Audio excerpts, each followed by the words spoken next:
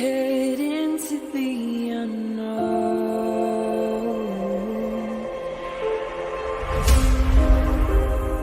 down the rabbit hole,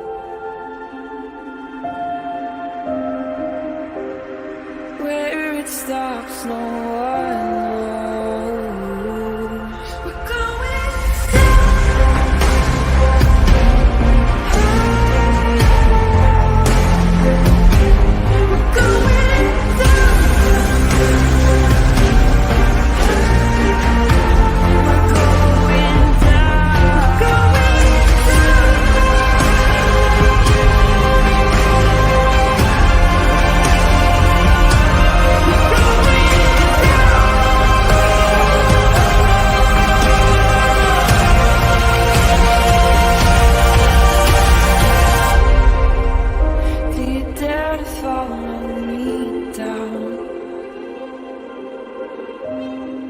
head into the unknown.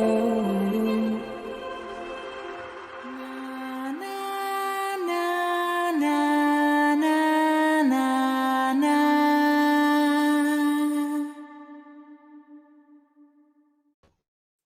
Hi, everybody.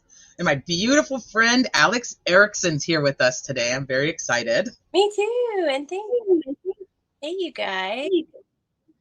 Hi, everybody. 949 Sherry. Hi, Brandy. Hi, Florida Bass Fishing. Hi, Jeannie. Hi, Maria. Nadine. Cement Shoes. WB Halligirl. Sniffing Out Crime with Loki. I like that. Hi, Tamara. Amanda. Hi, Crime with K. Welcome to the channel. Shauna T. My Shmita. Hi, Leather and Lace. Kalida Hope is here. Cool Gamer Guidance. All kinds of cool peeps. ATS News. Hi, Tia. I'm going to grab the other phone so I can... Hold on one second. Okay. Do what you got to do, girl. Okay. Just right here. This way I can see the chat because, you know, StreamYard, you can't really see the, you know. Oh, no, it's a pain.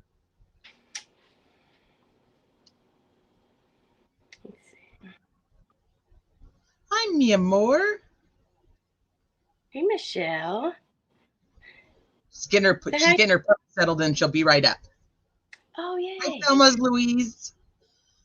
Hi, ALG 5809. Let's see. So how you doing? Hi, Cassandra. MCAS. Hi, Barb. The puppy's locked out right now. Oh, she's a terror. She just wants to sit on my lap, and she can't. Hi, Peyton. Jules says, obsessed with your intro. That intro is so good. It's like a TV show or something. It's really good. Oh, Christine. Christine did that. She's amazing. I love it. Hey, West Virginia Holler. I liked the first one too, and then it was like it took me a second to get used to this one because I always had like my whole like head bobbing, like, you know, like with the other one. Yeah. Now this one, now I just sit here and sing it. I'm like, hey, Barb, I'll send you some pictures of her because she's just ginormous, and she like literally thinks she's a lap dog because of the other two dogs, and so she tries to like sit up here on my lap, and I'm like, you don't fit, you don't fit here. Oh, you gotta love those dog lovin's though. There's nothing like it because they're so, I don't know. I love when my dog gives me lovin's. I'm like, yes. Well, I like the cuddles. I just don't. I mean, she's as big as I am, so sure, trying to sit up here just doesn't really work. Smush ya. Literally. Hi, Peppermint Tea, Leather and Lace, my salty sea. Hi, Carol. Oh, goodness gracious. Okay, so I'm like freezing today. I was telling Allie, I'm like, my fingers like are like numb. I'm so cold. Hi, Shabane. But okay, so here's what we kind of wanted to do. So Allie and I have talked about obviously the Idaho Four case a lot, and we talked about it on our channels. And it's one of those cases, and you know, every once in a while they come along and you can't get it out of your system. Like there's just something about it that you just can't let go, and it's hard to like dive into other cases because you still have so much that's left with this one that you just feel is unanswered, or just like, we don't know, we don't have the answers to. So I was like, let's just do a live where we can get everybody together and we'll just put all the questions together in one and see what all the major questions are that we have, and if we can resolve them, or if we can put together our brains and come up with what we speculate. So FYI, there is going to be some speculation here. If you're not a fan of speculation, this might not be the live for you. And see if we can kind of come up with the most probable answers for those questions. So this is going to be kind of interactive because I made a whole thing where you guys, your questions are going to get put on here and we can kind of just go through them. So I love and that. why we can't let it go. It'll be fun. I'm the same. Like I've tried the Athena Brownfield case.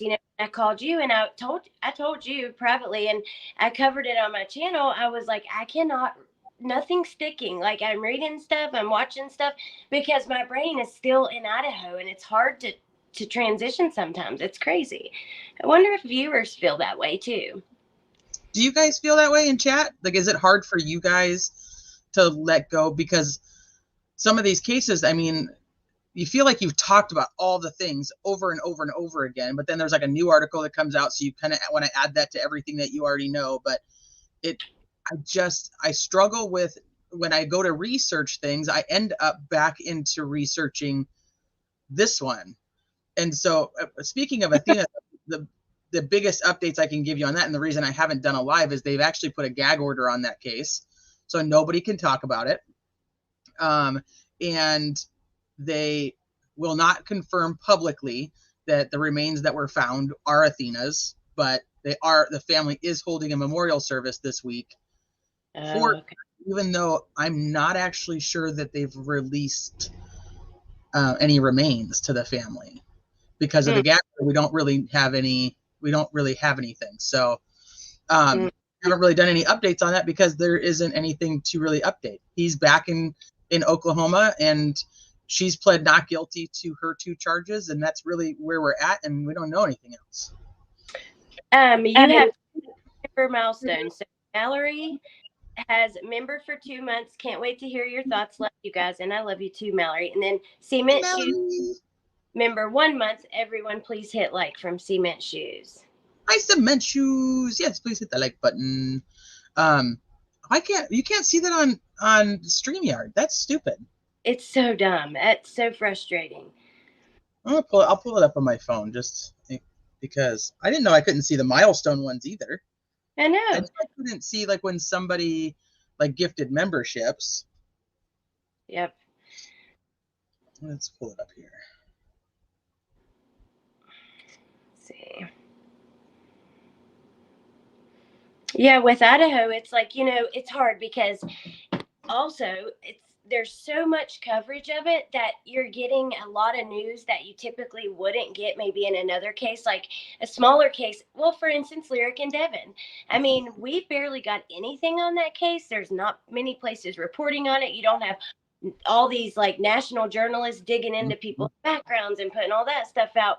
So there's not much to talk about. With Athena, not much to talk about. But this case has so much attention.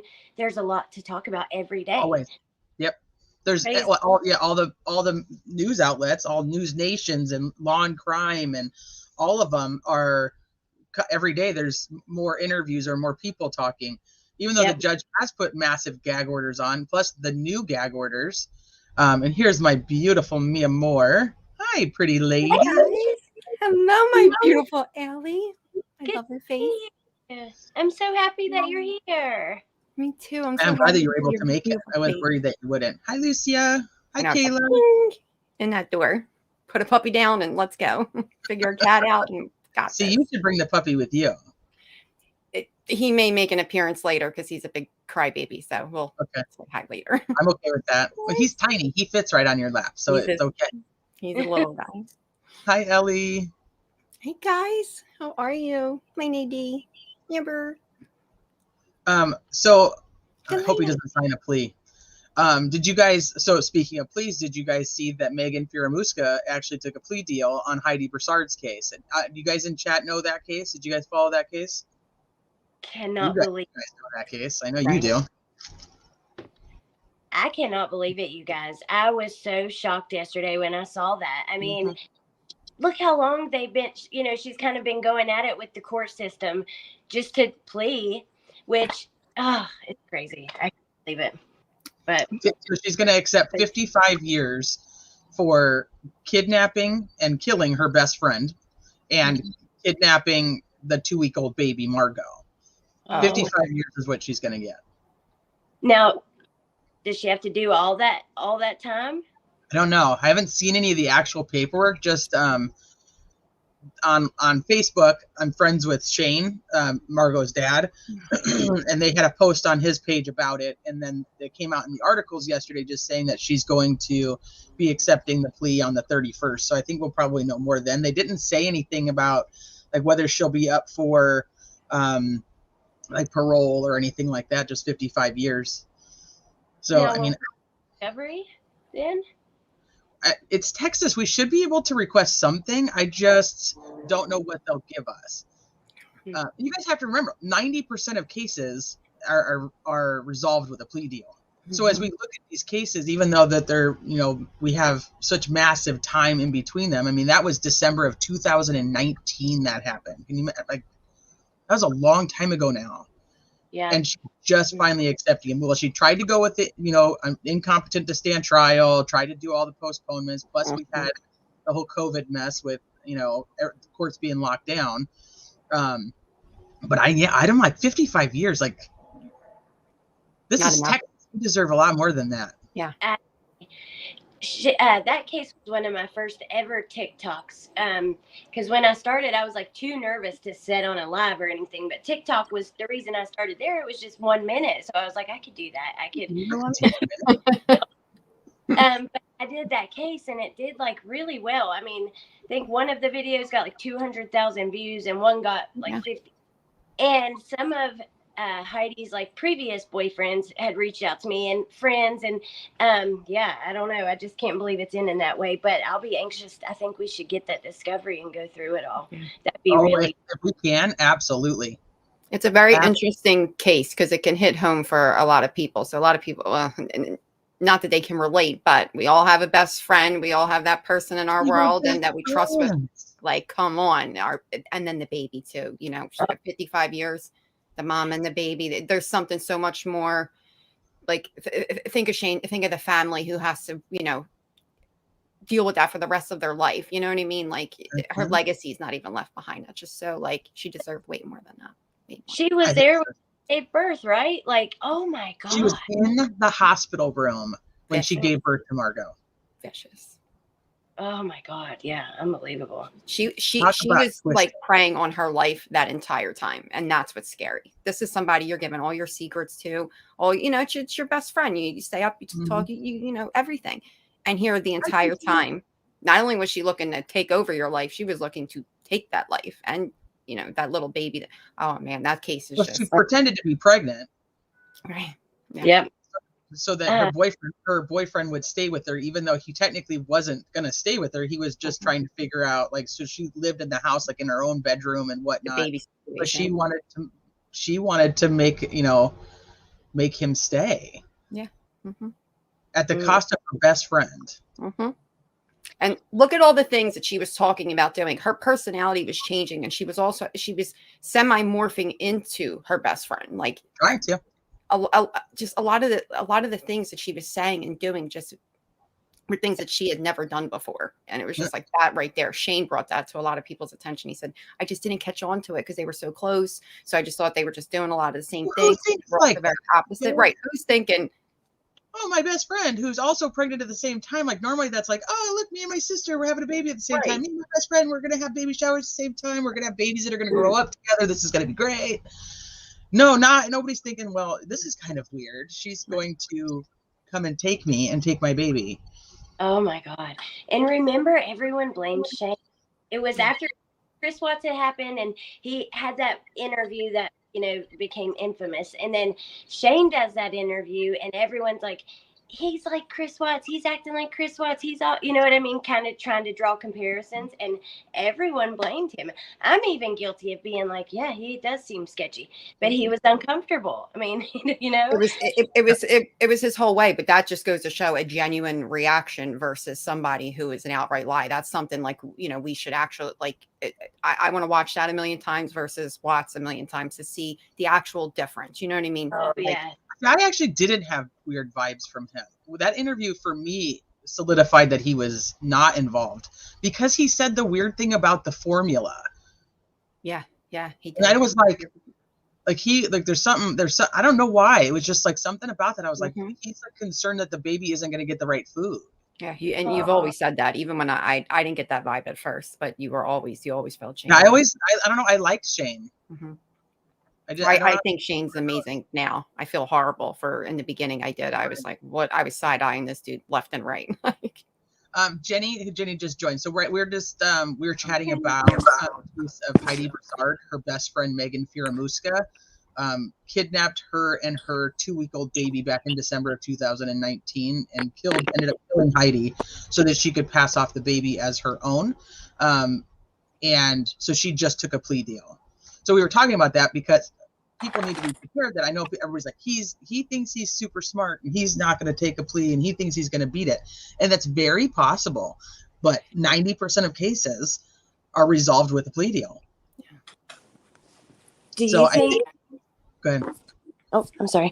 I was just going to say, do you think that Orrin, because I saw an article about Classic and Sincere, or Orrin and Orson West, and they were talking about possible talks of almost like a deal. I mean, they had a court hearing that was supposed to happen a couple of days ago. Then their trial was supposed to start. That hearing didn't happen. I think it's happening today. But the way it was written, it made me wonder. I wonder if they would. If 90%, I mean, I don't know. From and this is just talks and in the little groups and things from people, I guess, that talk to them through, again, all speculation, but apparently they're saying that those two are not seeing eye to eye at all. That in the beginning of this, that they were trying to hold each other down is what was quoted, and now that's not happening. They're going to turn on each other? Wow.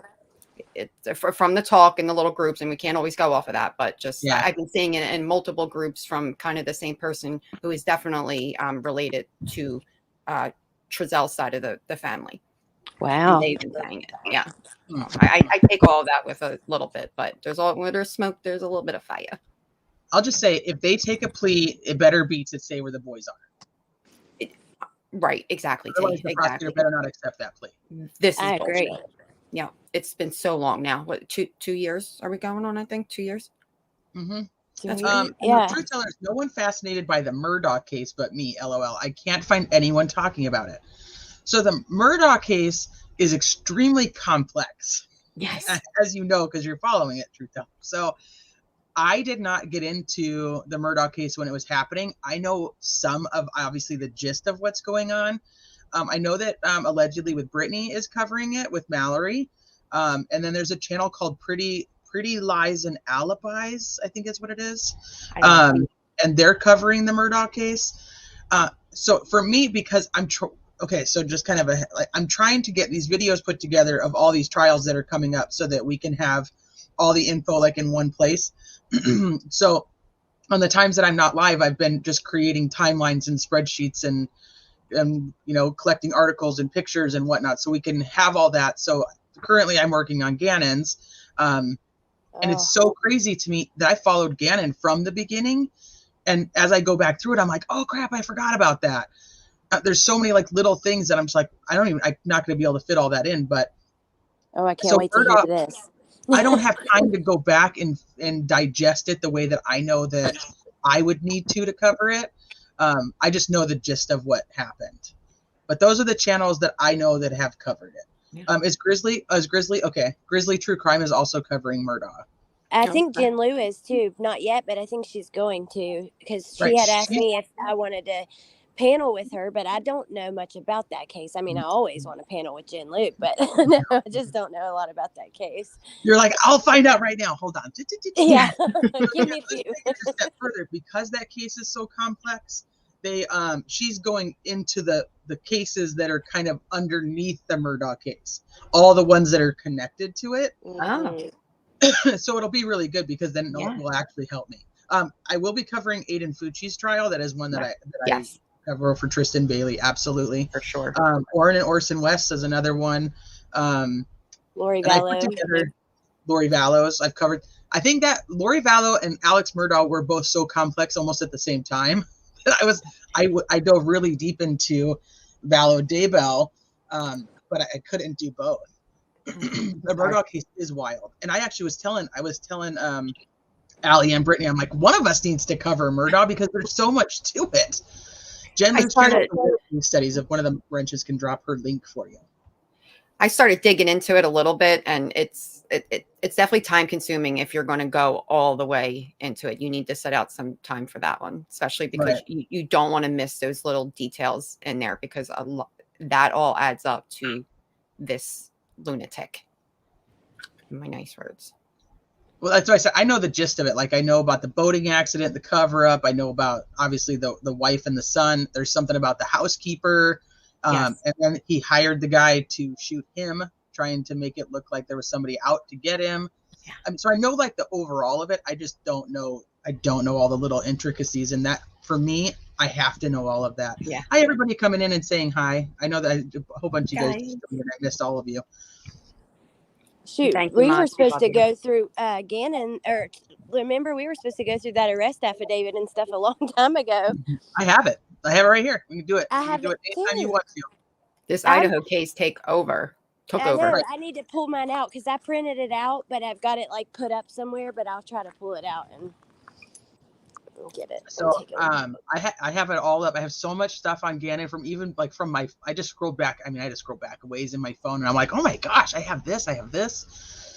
So but. So this is kind of why I wanted to do this live too on the Idaho Four, because I'm like, if we can just put all of our questions together, we can put our brains together and see what we can come up with, or what we think, or what really are the biggest questions. Maybe we can have some resolution for ourselves where we can kind of move into, other things. That's why we're here. Or my hope anyway. Here today. I can't make any promises. Well, I tend to confuse things even more. So Teresa's speaking for herself on this one. Teresa's going to make a bunch of clarity here, but I'll probably have a ton of questions. So, all right. So I'm going to bring up the questions, and then we'll go through what you guys think are your biggest questions, and then we'll look at chat and see what the biggest questions are if we haven't already covered them. Yeah. But I did. I'm going to write them all down so we have them. So if we get answers, we can mark them off the list. That's it. And I'll take care of chat over here. You have some already, T? I have. I'm going to pull it up on the screen so we can do it together. Oh, thanks, mods. We love you. Thank you. You should have gone to the game. Should have gone to the game, Chris. It's always been one of my favorite YouTube names because he should have gone to the game. I'm going to the game. I'm crying with me. So, cool too. No, yeah, I have it up and ready to go so that we can do it all together. And then if you guys have an answer that maybe somebody else didn't know was the answer, or whatever you guys think might the answer, feel free to shout it out. Okay, hold on. I'm going to turn my camera off real quick. Hey, Elise. How are you? Hey, Tia. Look, alas. He should have. My Nadie. Okay. I'm just sitting here snacking muted, but I'm here. Have at it. All right, let's open this bad boy. Hey, holler girl. How are you, my love? How are you? Abigail. Okay, so Allie and I were talking before the live. So Allie, hit me with what your main question was. Why them? Why was it not, another house of girls at WSU or back in Pennsylvania, but why them? Okay. Halo, is Enon Harsh completely off the hook now? I don't think so. He's probably going to end up testifying, especially if his timeline seems to match up actually now more than it did before. Hi, CDT. Okay, so why this house and why these victims? And to go along with that, I'm curious of when too, when he found them. Did he find them before he moved over? Did he find them as soon as he came? You know, that kind of thing.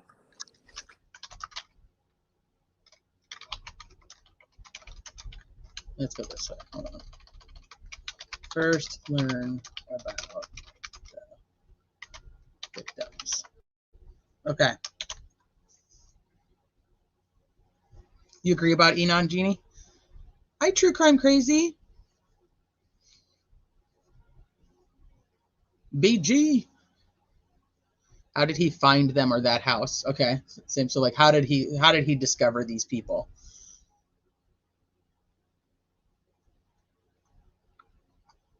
This is where the fun begins. This is where the fun begins. Okay, what else we got? I know we have more too. I don't know. Your turn, Michelle. Do you have one? And let me think. Why does Bethany not have a statement in the affidavit? Okay. And I think Nadine has a question right above that, maybe. Let's see. Was he trying to be a copycat killer because of his obsession with serial killers? Okay. Come on. What do you need? Work with me, Paige.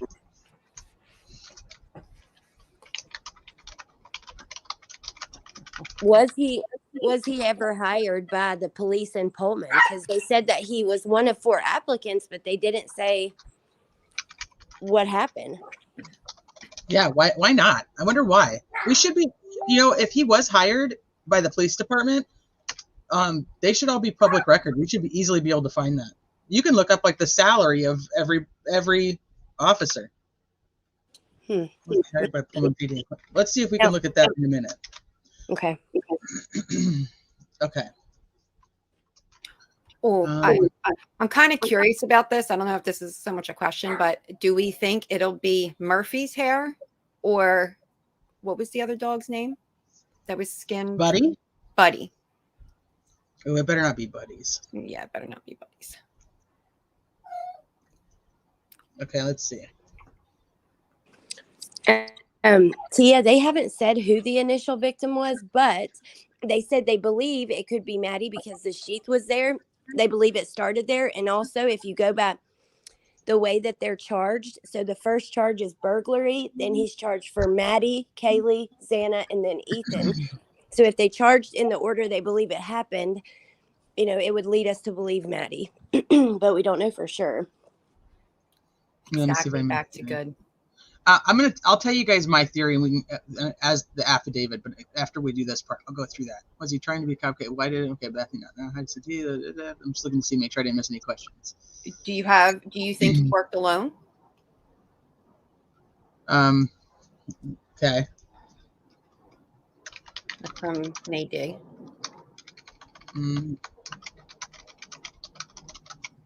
You're welcome, Tia. And Lucia, Buddy is the dog that was skinned. So it was a local had one of their dogs skinned, basically. Yeah. That's Mallory. That's a great question. Did Brian let anyone in on his plan before or after? Ooh. Love the way Mallory just that beautiful brain. I like the way her brain works. Yeah. I'll live in there for a little bit. Thanks, TDT. Thank you. Jane Doe. Did he show any signs of sociopathy in high school or throughout his life? Okay, so did anyone recognize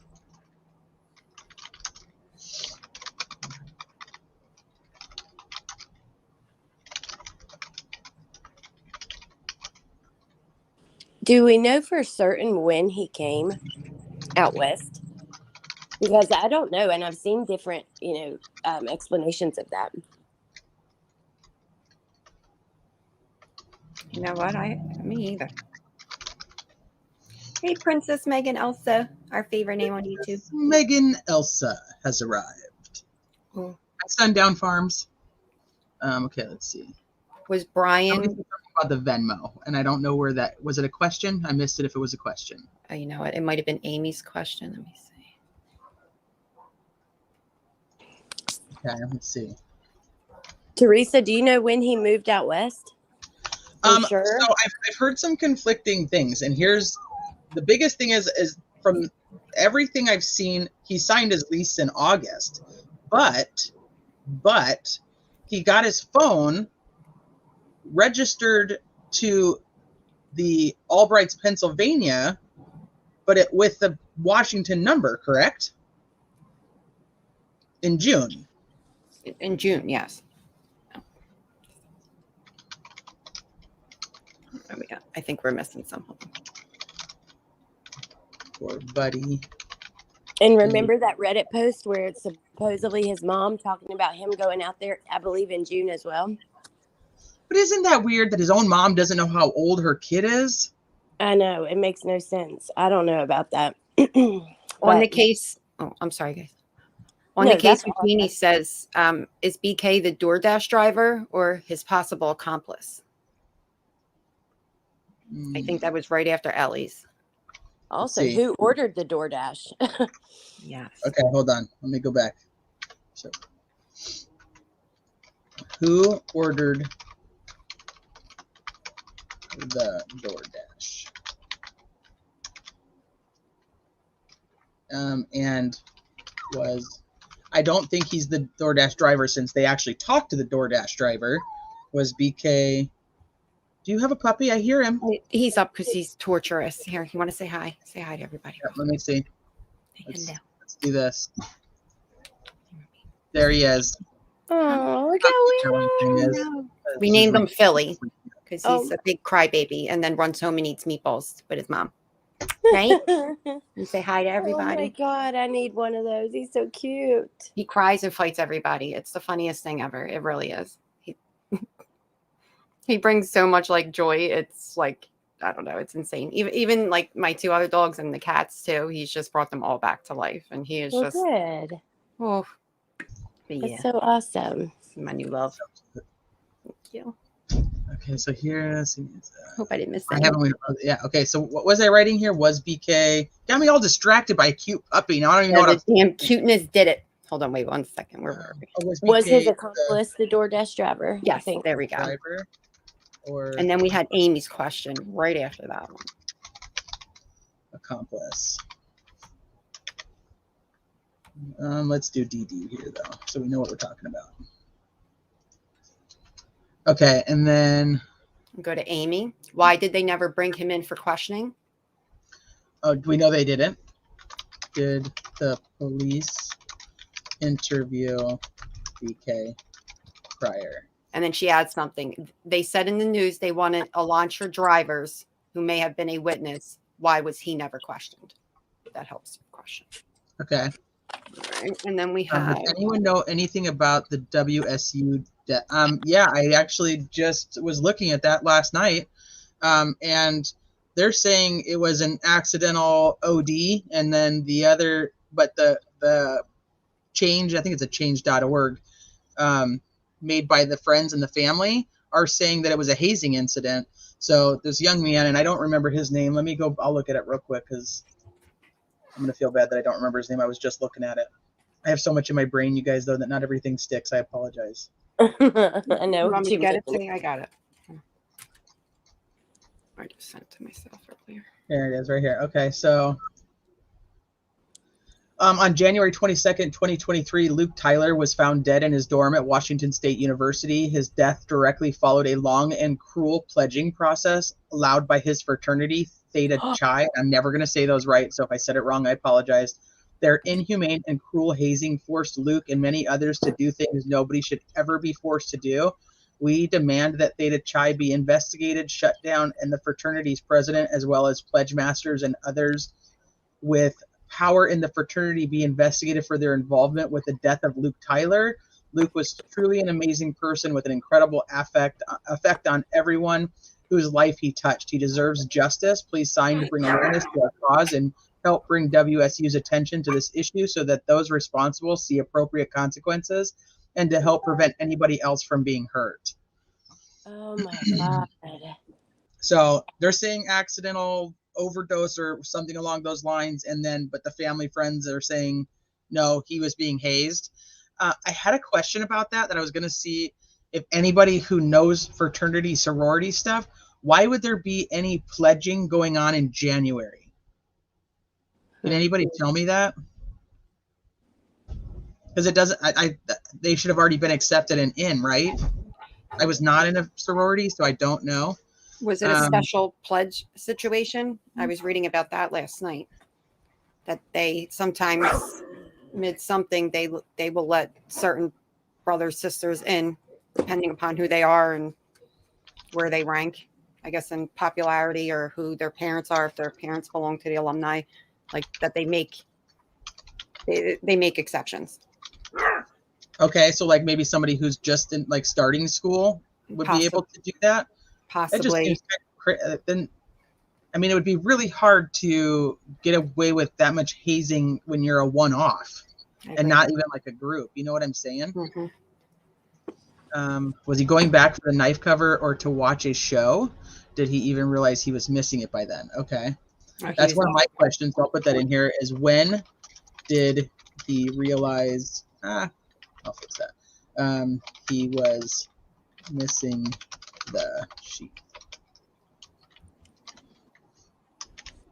Oh, Jane Doe, you make our day better just by being here. Thank you. And then Shmita. returning for the sheath or for the I don't know if I want to put show, but what other word could I use right there? Or for the aftermath. There you go. And Shmita, I would love to be in your brain for a few minutes.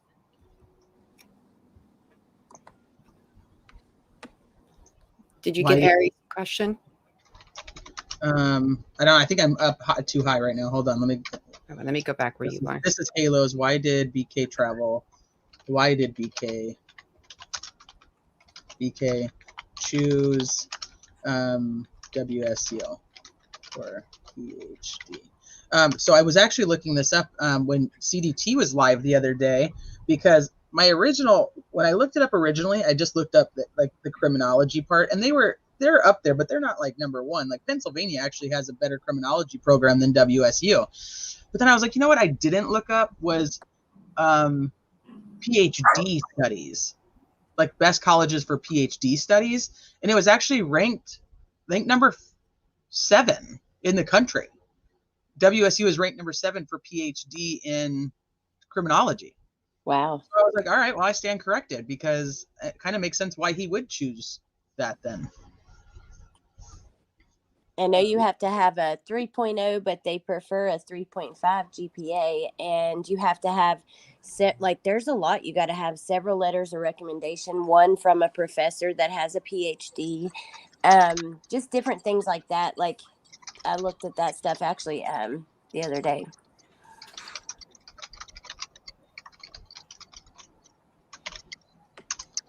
I know that it's a very hard program to get in. They only have a couple. I think there's only like 2 or 4 that are even accepted. Wow. I agree, Angela Halo. I agree.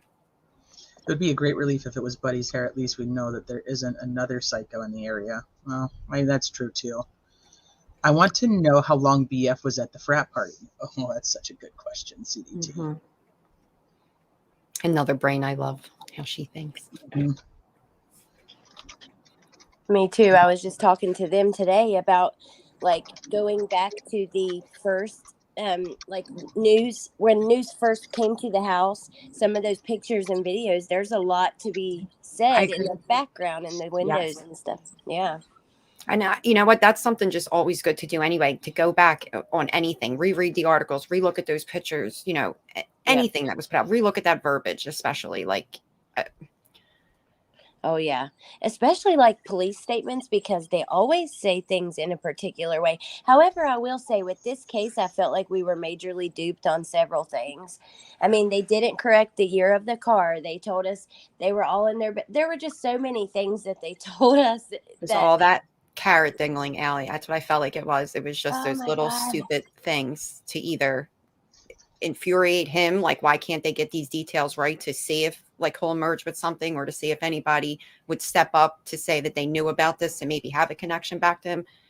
It's something. Yeah. It just, It was crazy. I saw someone in the Facebook group like that had listed out all of the things that were wrong, and there was quite a lot. I was surprised. yeah, I think I know exactly what you're talking about too. I saved that. Mm-hmm. Mm-hmm. Yeah. And then So- have you guys? Oh, go ahead. I was just say CDT said, was there an interview with a neighbor that said he moved in at the end of June? I don't recall seeing that. If you have it, let me know. I don't recall that. I know that they had the neighbor that talked about the DNA test. They had the neighbor that he talked to about possibly like if he knew about the murders, and the neighbor said yes, and he was like, that seems like it was a crime of passion. And then I know about the downstairs neighbor that said he was up all night like vacuuming and doing weird stuff. I don't know. I don't think I've seen that. I haven't seen it either. Has anyone been able to confirm that Kim is Megan yet? No, not that I'm aware of, even though they are very similar in their need for being involved. I don't think it's Megan. I just think that there's probably more people like that than you realize until you're actually involved in these cases online and you see all these people who want to be involved, which is one of the reasons I don't talk about Papa Roger a lot, is because I'm not sold that that is him. And if it is a troll, I do not want to give him any attention. That part I agree with. That part I totally agree with. Tia, his phone was on his own plan, supposedly, when he redid it in June. Every day there's so many questions. I know, that's why I'm like, let's just get him out. Let's just do it and see if we can get any answers for any of these things. Did you No. all see the interview? It was a YouTube channel that's a new channel. I mean, it had 100 subscribers when I saw it, but supposedly this man's girlfriend is close friends with Dylan. Yeah. Did I send that to you? I thought I sent it to you. Maybe I didn't send it to you. Yeah. I don't know. Like, what Maybe is you this? did. I'm like, is this like the male version of Kim? That dude sounds like he's 50. I know. I was like, huh? That's your I don't know, but it's kind of interesting. I don't know. If anybody in chat has seen that. Have you guys seen this interview on, what's it called? Predator Prey is the channel name. Predator Prey. And the guy says his girlfriend is in Dylan's inner circle. Yeah. If not, I can get the link for you, even though I am not sold on any of that at all. So Said that Dylan was not in shock. They put words in her mouth. She just looked out of her door. There's some interesting things. I don't know. I'm not sold on it. I do either, kind of believe that. I do kind of believe that, but I don't know if this guy actually has any inside information. I'm sorry, the dude sounds like he's old. How is he in her inner circle unless it's like her mom's boyfriend or something? You know? Yeah. Okay, let's see. Are either schools, U of I, WSU, involved in any way or someone related to the schools? Like in a cover-up, Mallory? Or like, what do you mean? Like, WSU or U of I involved. Let's see. True Crime Crazy. Does the knife he used actually match the sheath, or was he trying to cause more questions? Ooh. Like that one. That's a good question.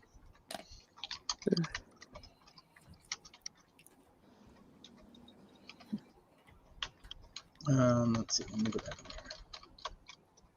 CBK, that's a good, maybe he put thought into that, and he maybe he did know that there was a dog in there. Maybe he heard Murphy and he absolutely could have left him alone for that reason.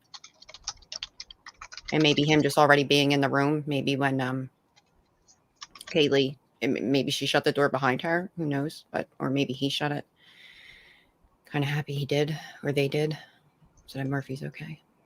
Was the sheath left on purpose? I know Jen Lou thinks it was. Do you guys think that he left the sheath on purpose? I do.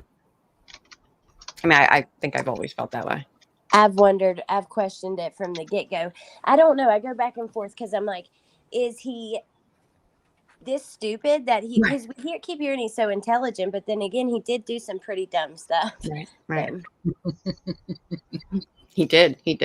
It was like he took it as far as the book, but when it came to the action part of it, he failed miserably. Ruckus is sorry.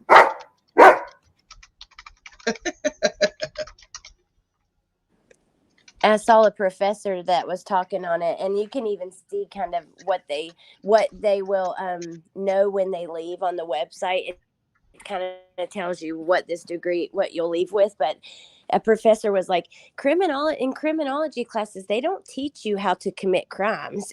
Like, No, that's not that's what I was saying. We didn't learn any of it. We didn't learn how to commit crimes. You learn like the law, and you learn like, what goes along with that. Never. That's why I was like, never do they say like, hey, don't take your car to the crime scene. You know what I'm saying? Like that. They don't teach you that. So if he's really smart in books, it doesn't mean that he's actually has any sense whatsoever outside of that. And for me, I don't think he left the sheath on purpose. Do I think it's possible? Obviously, yes, it's possible that he wiped the entire thing off and forgot to wipe that button. Possible. Or he didn't get everything inside the button, you know what I mean? Because it's in the button.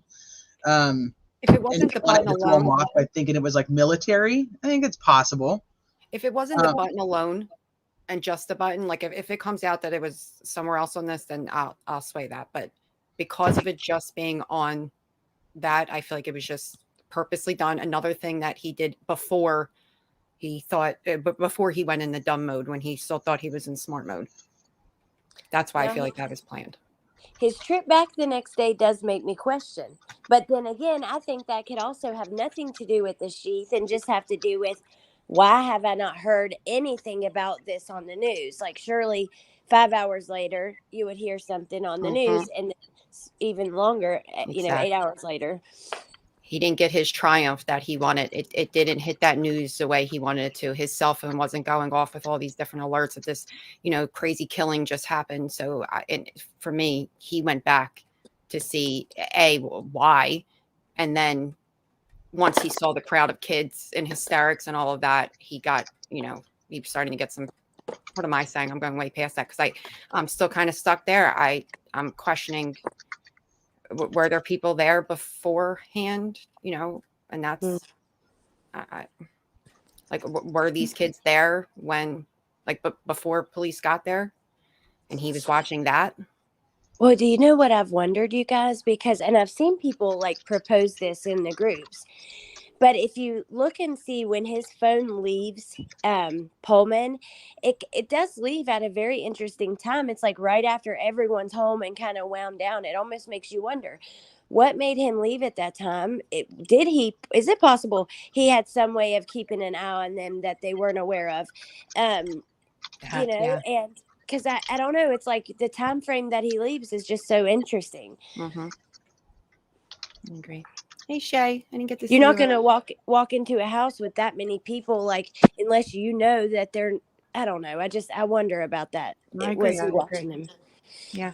I feel like he's, possibly had something where he could keep track of them.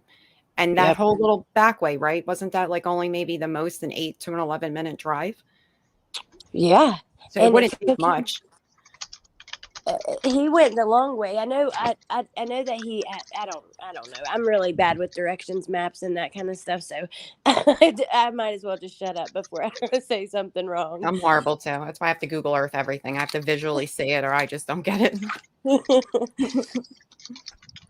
Even when I'm doing Google Maps, I'm still taking wrong turns. And stuff.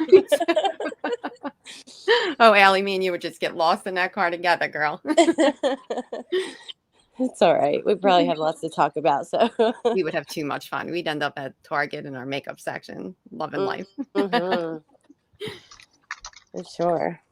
I think we missed one up here. I'm like I'm so far behind.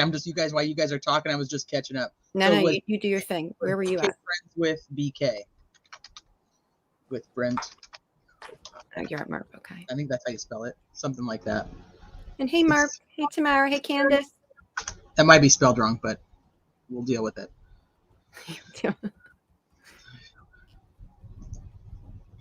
I'm getting to that point back to good. Like there was this whole thing when I was reading about this young guy, Luke Tyler, last night. And I was like, why are we stuck in the same cycle? I mean, hazing was a big thing back when I was young. I mean, not that I'm that old, but I'm just saying, like, how are we stuck in the same perpetual cycle of bullshit? Like, Yeah. why? Because nobody wants to put a stop to it. It's like, it's almost like archaic. It's very strange to me. And it'll never end because the next generation just feels like if they're the ones to step up and speak up to this type of stuff, that they'll be outcasted, then haze next. And, you know, this whole cancel culture thing that these kids have to deal with. I feel sorry for our generation. Like I feel sorry for our kids and even our grandkids because it's so out of hand. Just because you want to speak your mind and speak up for the right thing or speak up to help somebody. Like then what the hell is this world really coming to? If we can't step up to protect somebody or say when we feel like someone else has hurt somebody, you know what I mean? Like it's just not a great world to live in. Okay, so I'm obviously very behind because I'm getting the responses to when I was talking about. I can't even find where you are. Yeah, I'm so far behind. But this is still interesting to me because as much as I've researched this case and these Instagrams of all of these sororities and fraternities, they never talk about spring pledges. It's never a big thing at all. So I guess maybe that's why I thought it wasn't a big deal, and how many people could really be pledging at that time. Yeah. Thanks, because Latitude. they talk a huge amount about like the beginning of the year, and it's like these are your potentials, and then these are your people, and then these are your big sisters and your little sisters, and you know, nothing in the spring whatsoever. I do think until somebody pays, they need to make an example out of somebody with the hazing stuff. I agree, Allie. That's scary. Like I don't want my kids having any part of anything like that. God Almighty. All because something didn't, just because they want to belong to something that's supposed to unite them and give them something to, something to feel a part of in a new environment and a new way of living for a lot of these kids. They're coming from their homes with their parents and now they're living completely on their own. Like they're out of their element. So you would think the sororities, frat, you know, big sister, big brother type thing would be such a great thing, you know? But then you hear the dark side of it and it's like, wow, like the more and more we look into it, there's been a lot of deaths that have occurred under this hazing stuff at these frats or, you know, sorority houses. I know someone was asking about like campus police the other day and all of this. And I know that I was, when I was in school, they wouldn't, even if your house was just right off campus, right off the edge of the line, the police had to come. You know what I mean? That the campus police only do the on-campus stuff. I know somebody was asking about that the other day. I think it was in Kelly's chat, but just to say that, yeah. I'm kind of behind with the 911 call. Was that released? No, it wasn't released. That would have been all up in your messenger if it was. Right. So did someone? I seen a lot of like titles and all because I haven't been able to like. I see some people are putting out that it's going to be released, or did they get snippets of something? Am I missing something? I don't know. It could just be the little. Last I heard is when Steve said, like, basically we had heard all the rumors that one of the girls, they came out of the house frantically and one of them fainted. And that was just rumor. And then last I heard, Steve basically repeated the rumor. I don't know. He's done that before with things. So I like with the Jack S in Africa, out of the country stuff. So I worry. I don't want to say that, you know, maybe he's seen it online or maybe that's true. And one of the girls fainted, but he did repeat it. Oh boy. Well, that's why towards the end with the Gonzalez, I adore that family and how much they're fighting for Kaylee. They are very involved in social media. And what they're saying was starting to repeat some of the stuff that was in those Facebook groups. And I was like, I can't count on what you're saying is actually anything from law enforcement anymore. You know what I mean? Yep, they were. So there was a couple questions up here that I can answer. Eras, yes, I have heard of the man that went missing. It's actually not too far from me. I don't know what's happened with that. I did hear that he went missing. Somebody else asked, So the roommates just stayed in the house while the smell would be overwhelming. And I was actually just talking to somebody about this last night too. When you're inside of a place and there's the smell grows from while you're there, it's your sense of smell just starts to adapt to it. It's a very different smell than if you walk into a place. That's true. Be overwhelming as is, like if they walked out of their room or anything like that, but you just kind of you adjust to it. And I know Yeah, that sounds because really it's true. Because if I light a candle and I'm in my kitchen, I don't smell it. But when I go outside and come back in, then I smell the candle. Yeah, that's true. Mm-hmm. Yep, it's just your body adapts to it.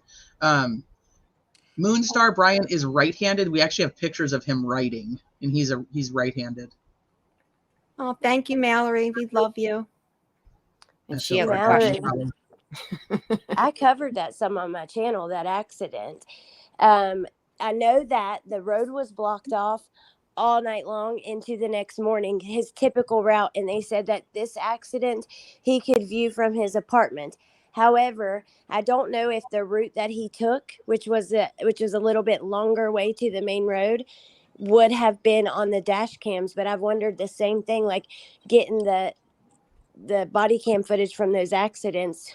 Could we see him coming and going? They probably wouldn't let us get it right now, but yeah.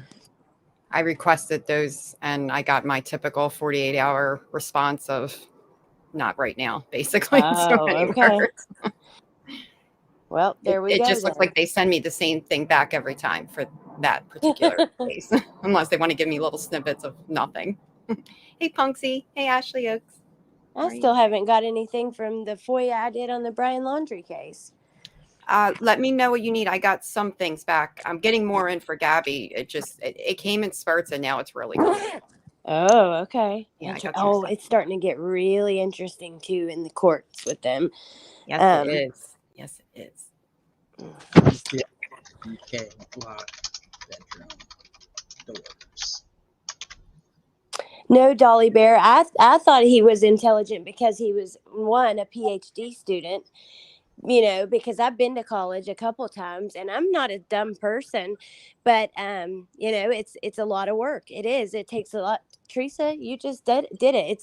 You have to be disciplined and make yourself do your work. And to get to the point of a PhD, I just think he's got to be smart. Plus, his teachers have spoken out and said, one of his teachers said he was the best student she had ever had. Yes. So I think that's why. I do. I think that he was very book smart. What time did the summoning of friends begin? Were the roommates physically together when they summoned? And did they communicate on their phones without leaving their bedrooms? That's a great question. I know that I put something in here about what time were the friends called. Let's do. Were BF and DM together when 911 call made? I know a rumor that's went around was that they just called friends that lived right next door, basically. Not like that's why they called them first before police. I don't know if that's true.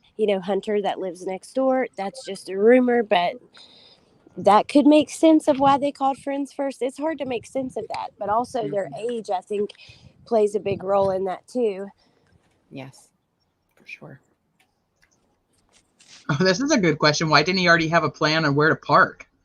Turning around numerous times, he looked like he was lost. I think he was just building up the nerve to do it. Yeah. He was like, no, maybe not tonight. Nope, we're going to do it tonight. Nope, we're not going to do it tonight. Nope, we're going to go. Yep, we're going to do it. Totally agree with that. I wonder if there was ever like a dry run or a practice run or because we know that he was supposedly touching their Wi-Fi system, not connecting to it, but touching it multiple times. So I'm just curious on that, because that video I sent you last night about Summer's case, Teresa, and the dry run, the video with the boys. Oh, yeah. That made me think that, I don't know. How common is that for someone to do before they commit a crime? I'm really curious about that.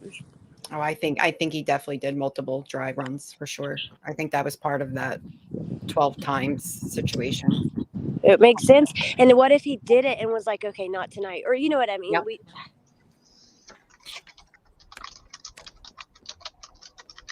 Just working up his nerve to be able to do it because he had everything planned out, you know, because by the book, you know, because he's book smart. But when he goes to go into the actual action of it all, I mean, in my opinion, he failed miserably. Yeah. Who do you guys think was, okay, 2 questions. Who do you think said, I'll help you? And Ooh. the Xana crying thing, do you believe she was crying? Now, I know this is graphic, but it is true crime, but based on her own injuries, or maybe that she saw Ethan. It seems to be that they think Ethan was last, but I don't know. I think it was a combo of both, and the male voice. Everything that haunts me about this case wants to say that was Ethan trying some way, somehow to console her. I don't know how that would happen, but and if it was BK, then that's just absolutely. Ugh. What would you make out of that? Why would he be saying that? If that's what was even said, you know what I mean, though, because I mean, this is a statement from Dylan saying this is what she thinks that she heard. Like could it have been like, I'm not going to hurt you, I'm going to help you? I mean, there's like, I'm just wondering if that's exactly what she heard. Yeah, and I think it was probably BK if it was anything said. That's what I thought. Because it wouldn't make sense for a gray cat. He didn't own a gray cat in his apartment, that's for sure, because they didn't let animals in there, and none of his neighbors said that he owned any pets. But it may be at home, I don't know. Maybe in Pennsylvania. Okay, so you guys, if you guys have put questions in here, I'm going to skip down to the bottom because I feel like I'm too far behind. If you put questions in there that you feel like need to be on the list, please retype them. I know I'm a pain in the ass. I apologize. But I got too far behind and I can't. I'm reading comments from like conversation like 10 minutes ago. See, why don't you start answering those, and then any new ones that come in, I'll jot down and I can either send them to you or we can answer right off from there if you want. Okay, well, there's one I know that I can answer. Is somebody asked why they put, hi, Austin, why they put on the search warrant application to not count the DNA. DNA is like the number one thing in trials that it's going to be, they're going to try to get it dismissed. So if there is any technicality that they do get it dismissed on, they don't want, it's like fruit of the poisonous tree. Basically, anything that is found on that search warrant would be then attached to that DNA. If the DNA is thrown out, then everything from that search warrant is thrown out. So it's just a precaution. I don't think that they're worried about how they got the DNA, because from just looking at the affidavit, everything they did was legal. I think it's just a precaution in case, so that they can separate it. Basically, we have enough to get this search warrant without the DNA, so just do it that way. So we don't have to tie the two together, because then it just becomes a nightmare. You know what? I can't wait to find out what was in the trash he put at the neighbor's house. You know, I would love to know that. Yeah. What was in trash? Okay.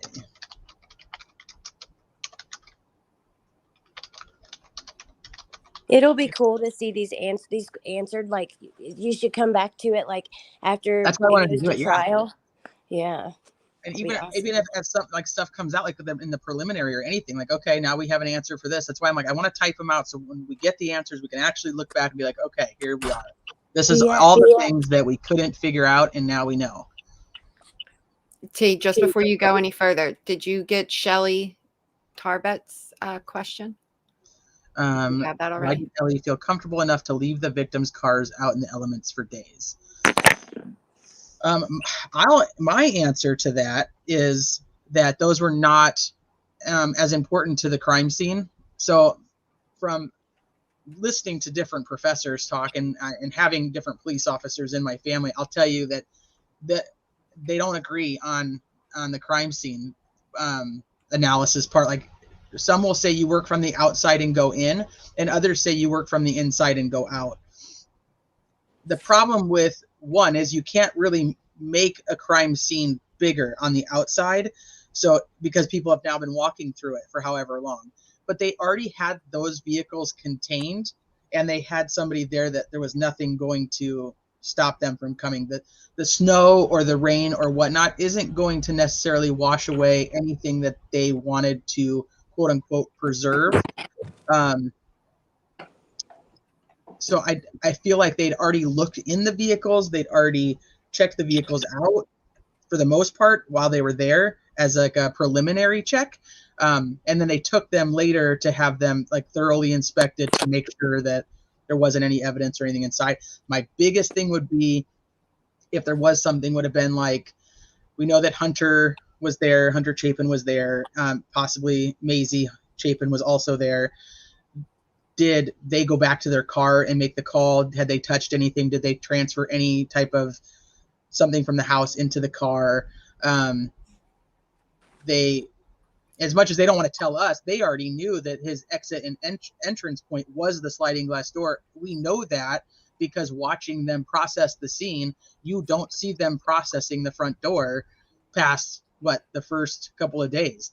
They look at the windows in the front, they look at the front door, and then that's it. And then they use the front door as their main point of entrance. So anything right there, they're not as concerned about because they know his point of entrance is in the back.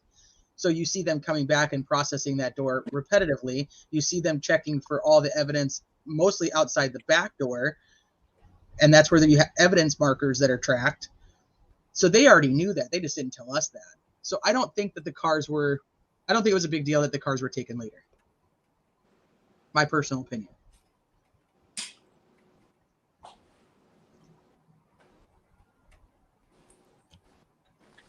Norman says, why did he take the long route when he lived 19 minutes away? Well, I think he lived less than 19 minutes away, really, because if you look at the time frame it took him to get back the next day, it was only like 11 or 12 minutes. Well, on that long route, it overlooks the police station. I know that.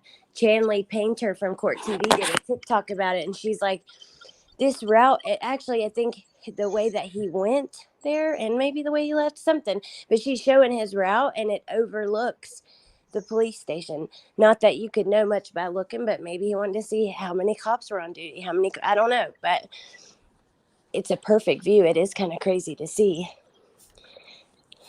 Well, we know he'd been driving around there. I think that in his mind, he probably figured taking this longer route is avoiding these businesses and these major traffic intersections where there's most likely to be cameras. And so he took this back route, not considering how many people are going to have cameras on their homes. Oh, I bet you're right there, because that makes so much sense. You're not going to drive through uptown or downtown or whatever where there's a ton of businesses. Ooh, that's a good question. Do you think the gag order came about because they may have found their murder weapon and don't want public to know until trial? It's a good question. And is it possible? Yeah. My assumption when I saw the added gag order was because of the little bits of information that are still coming out that they don't want to deal with. They don't want more calls than are necessary. I guess they don't want to deal with that. They don't want to deal with, is this true? This People magazine came out and said XYZ. Did you actually confirm that? They don't want to deal with any of that. Is it possible they found the murder weapon and don't want public to know until trial? It's possible. I don't know. I cannot think of a reason that they would care that the public knew the murder weapon was found, though. That's the only thing that makes me go against that. Why would it matter at this point if the public did know that? Black Alien says Brian Kohlberger was set up. Well, he's going to get his day in court to prove that if that's true. That's a lot to set somebody up, though. I'll tell you that. If he needed to deep clean his car when he got to Pennsylvania, was there something in there that his dad could see or smell on the drive from Washington to Pennsylvania? Did BK tell him anything? Those are great questions. Kind of goes with did he ever tell anybody before or after? What do you guys think about that? Because I've seen some like actual police officers and different people say that they would question if he knew anything, or at least after the fact. Roxanne.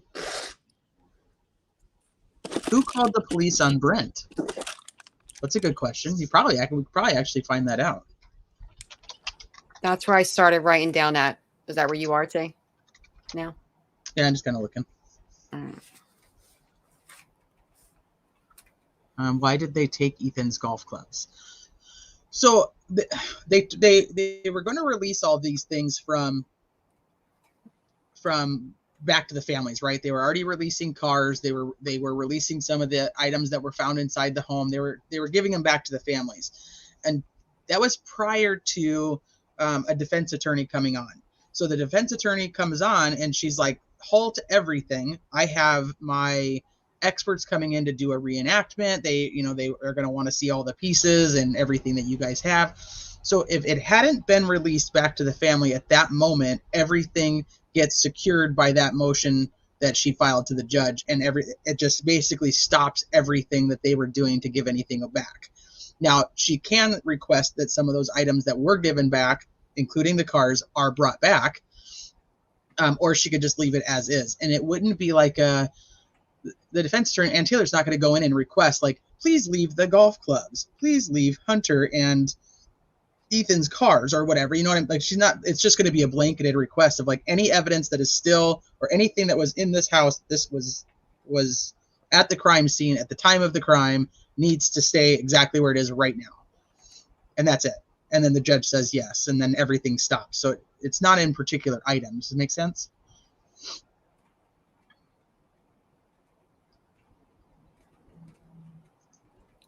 Yeah, she is amazing. I agree. I think it was Ethan's brother that called 911. He lives Hi Max 2002. He lived right across the street at the fraternity house Sigma Chi. I've also heard it was the other Hunter that showed up at the house. So Hunter, the other Hunter who was there during the noise complaint on August 16th, that he was also there. I've heard that there's a possibility that either Bethany or Dylan's friends, they each had, they had some friends that lived like in the apartments right there, that those were the ones that were called. But then if you listen to what Kim says that the Phi Pi house or whatever, the Phi Beta Pi house, that the girls there were called first.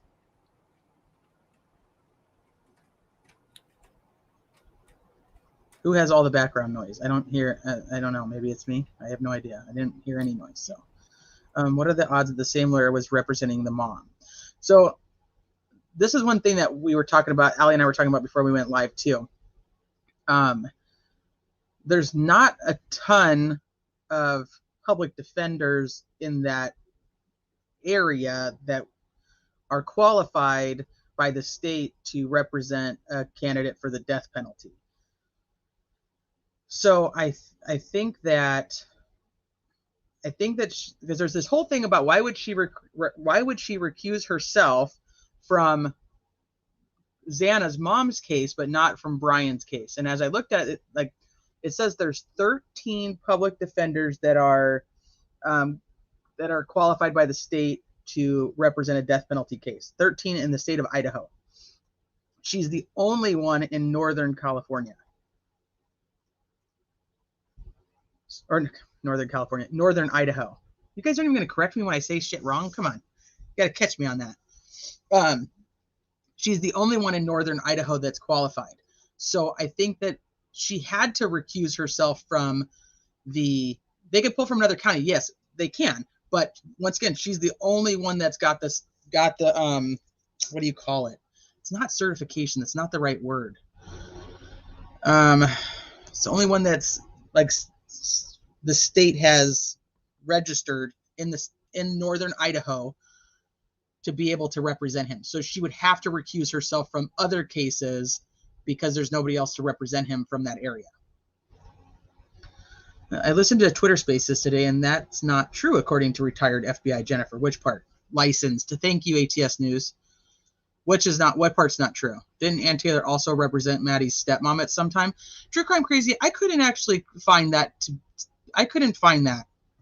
to be true or not true. So I don't know the answer to that. I do know that they said that her office has represented Xana's mom on like 4 occasions.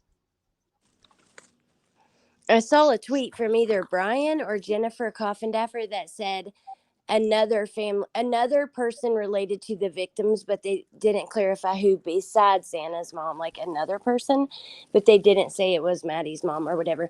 And it might have been my background noise. I'm sorry. I was trying to pack stuff to go get the kids, but also people are in here correcting what you're saying. That's frustrating. You guys, don't do that, because that really ticks me off. I'm going to go come at you over that. Teresa has all the knowledge. She literally just got done with school. And so that just really, it ticks me off. I know, but still. Listen, when you're up here for hours and we got to remember, when Teresa's up here, Teresa's handling all of it. She's answering every question. She's taking the question. Her brain is on like literally overdrive, and she does very, very well at.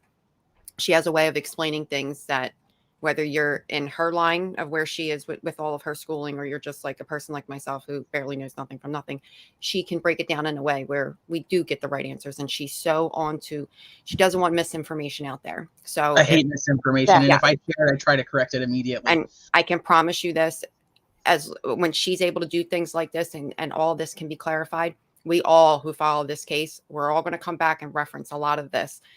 And know that we have the right answers this time, or even a follow-up answer or whatever. But as far as Teresa breaking down 1 or 2 words, 3 words of not saying it, well, guess what? I say all of them wrong. And then when you add Christine up here with us, they're all fucking coming out wrong. So be thankful for that beautiful brain of hers right there. And that'd be it. Well, thank you guys. I appreciate it. Amazing. Love you, Allie. So I know I love you guys. I know that Jennifer Coffindaffer had said that she should have recused herself from the newer case, and technically that she's not wrong. There's a couple issues that come up with that, because like I said, if she's the only one in northern Idaho that's qualified, then she has to recuse herself from the other ones. The secondary part of that is Xana's mom was due in court in December and didn't show up.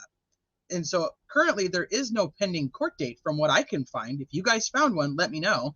As far as I can see, she's got a warrant out for her for not showing up to her court date. So there isn't a pending court case that she's actually being represented on, if that makes sense. There's no like court date. The case is technically inactive while there's a warrant out for her arrest. So there's not, I was on the boat of, wait a minute, she should have recused herself from BK's because she had the other case first. But now, as I've done some more research, this is what my conclusion is. Do I watch Truth and Transparency on her community tab and Twitter? I don't know what is on her community tab and Twitter. If you could clarify for me, or maybe you did up here and I missed it. Also, be aware there's a lot of misinformation that comes out. I know it was being said that Xana never had even met that lawyer. That's Xana's mom. I mean, that's not true. Like Teresa said, there was 4 cases. So yeah. So be careful of the misinformation, even if you think it's a creator that you can trust. If because just trust me, sometimes you just can't. You always want to go to the origin of that information as well, and where it really came from, and backtrack all that too, because that'll help the real sleuthers out there get the correct information, kind of exactly what Teresa does, and a lot of our creator friends try to do and put out on their channels. I think that there was a couple options that I was considering of these other family members. That article came out, it was kind of worded oddly, and it does say like that she'd represented other family members, or her office represented other family members. And I know that Kaylee's uncle has been in some major legal trouble, and I'm wondering if it's possible. These are all things that we can easily look at. Even if the articles don't want to name the family members, it's all public record, and you can look at the attorneys on record. So it'll be an easy thing to find if that's what we want to. I mean, I can make a list of things that we want to look up, because now that's like the 3rd one, and I'm not going to remember the first 2, and see exactly what family members it was. Xana's mom is on the run. Someone pulled her arrest pic, and status says 12223. She has a warrant out for arrest. Yep. Yes, that is true. She does. So I don't think it's as big of a deal as I thought it was when the news first broke that she had recused herself from Xana's mom's case.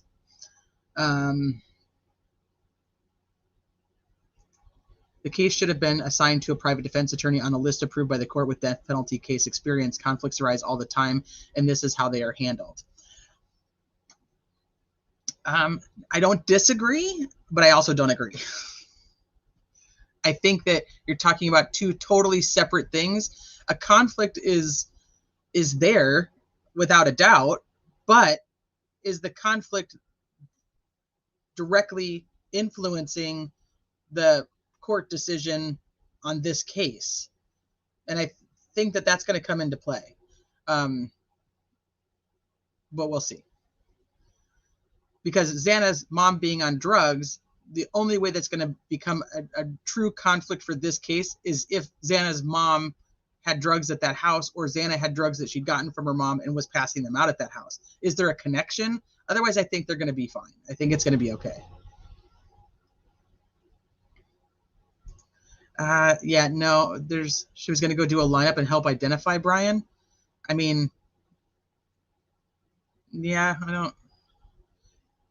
They could have shown her pictures, but they have to show at least 6 pictures. Typically, for a person to be able to identify somebody, and I'm not sure how well her eyewitness account is not really that strong. So people who think that she's like a star witness, she's a star witness for things that she heard at the time. I'm telling you that her testimony about what he looked like is not going to be that big in the case, because if all she really saw of him was dressed in black with bushy eyebrows, that's not going to be the focus of her testimony from the prosecution. It's another legal expert, something very interesting. Okay, I'll take a look at it. We don't know what Xana's mom said about Xana at AT in private conversations. It's maybe just what we see in court. We don't know what Xana's mom said about Xana. Yeah, I don't think that you're going to run into too much of an issue.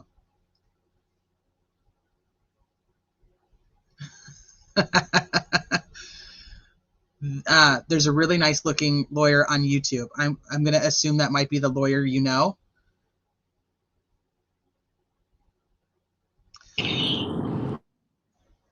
He can get an appeal on this if found guilty. No, he can't get an appeal. He could file for an appeal. The judge would still have to rule that he would be able to have anything to. He could file his appeals on whatever the hell he chooses to, as long as it goes along with his constitutional rights.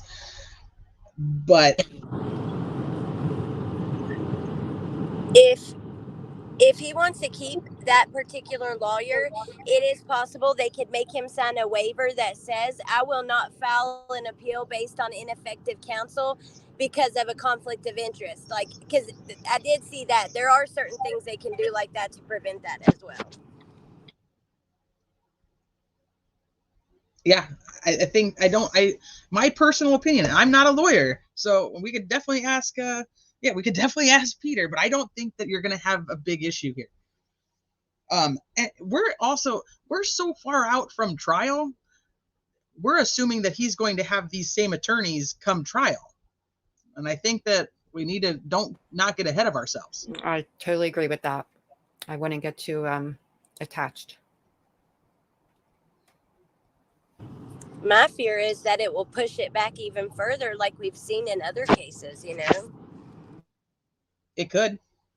JD Wells says, aren't appeals mandatory in death penalty cases? Yes, if he gets the death penalty. So they can request the death penalty, and he may not actually get it. He may get life.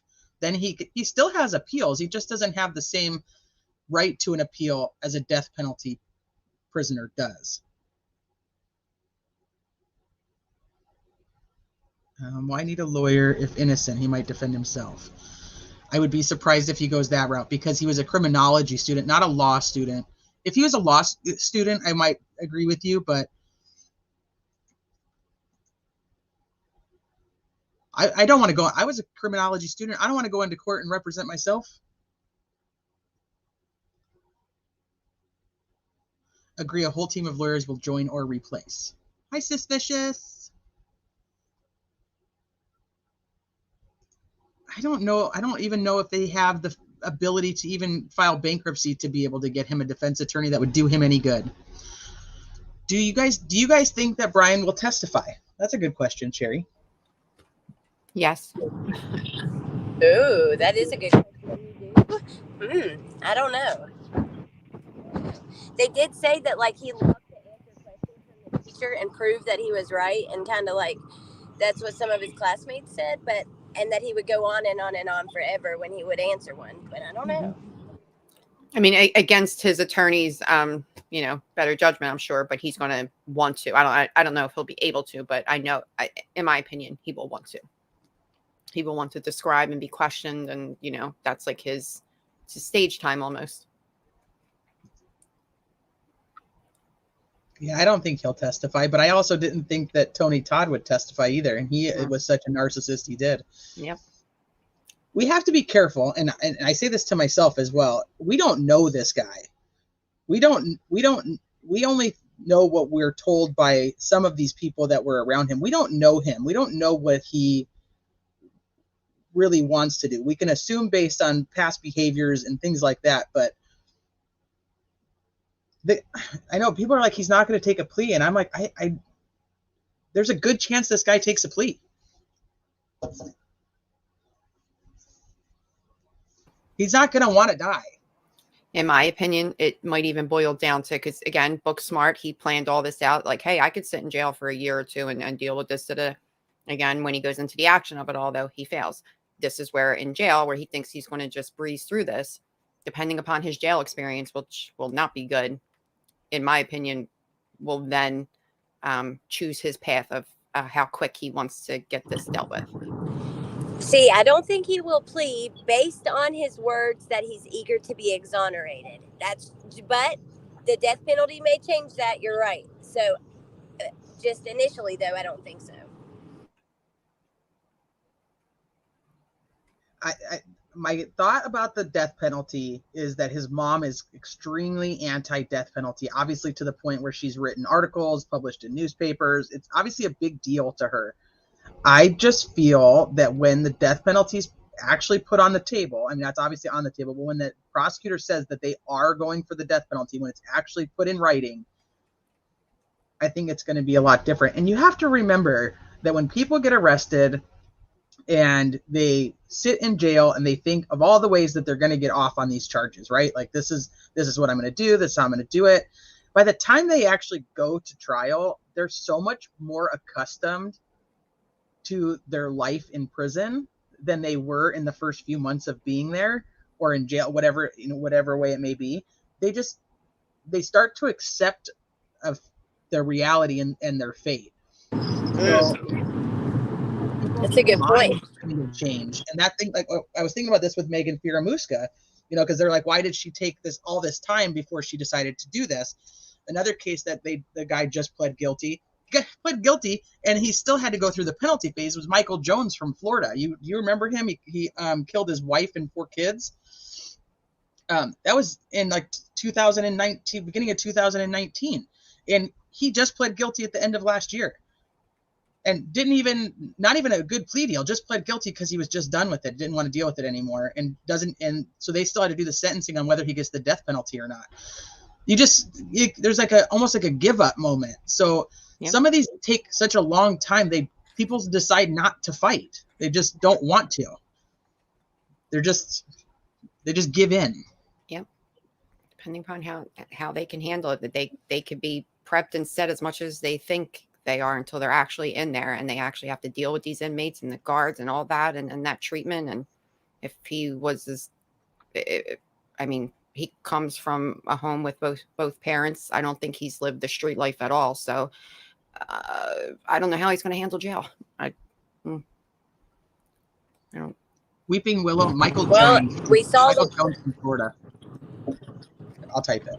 We saw what the Razors have done to him, so he's exactly. already had a rude awakening that the Razors aren't the same. Yeah, and if that was the first attempt, could you imagine what these attempts are going to be? Because that's just jail politics right there. That has nothing to do with law enforcement, what he thinks he can do. None of that. That is just how they rock and get down in jail. And I don't see it going down well for him, especially all these prisoners have to find out that he has this egotistical way of thinking that he's so much smarter than the rest of the world. Like these guys are in there for all different types of crazy things. Like he is of no match to go up against these guys in jail. And I think that's going to determine some things along the way. Well, think about the fact that he likes to be the smartest person in the room, right? If he's in prison, he becomes the smartest person in the room, right? In his mind. Right. And then he can go on to do all these studies and become this jailhouse lawyer where all these people look up to him and need him.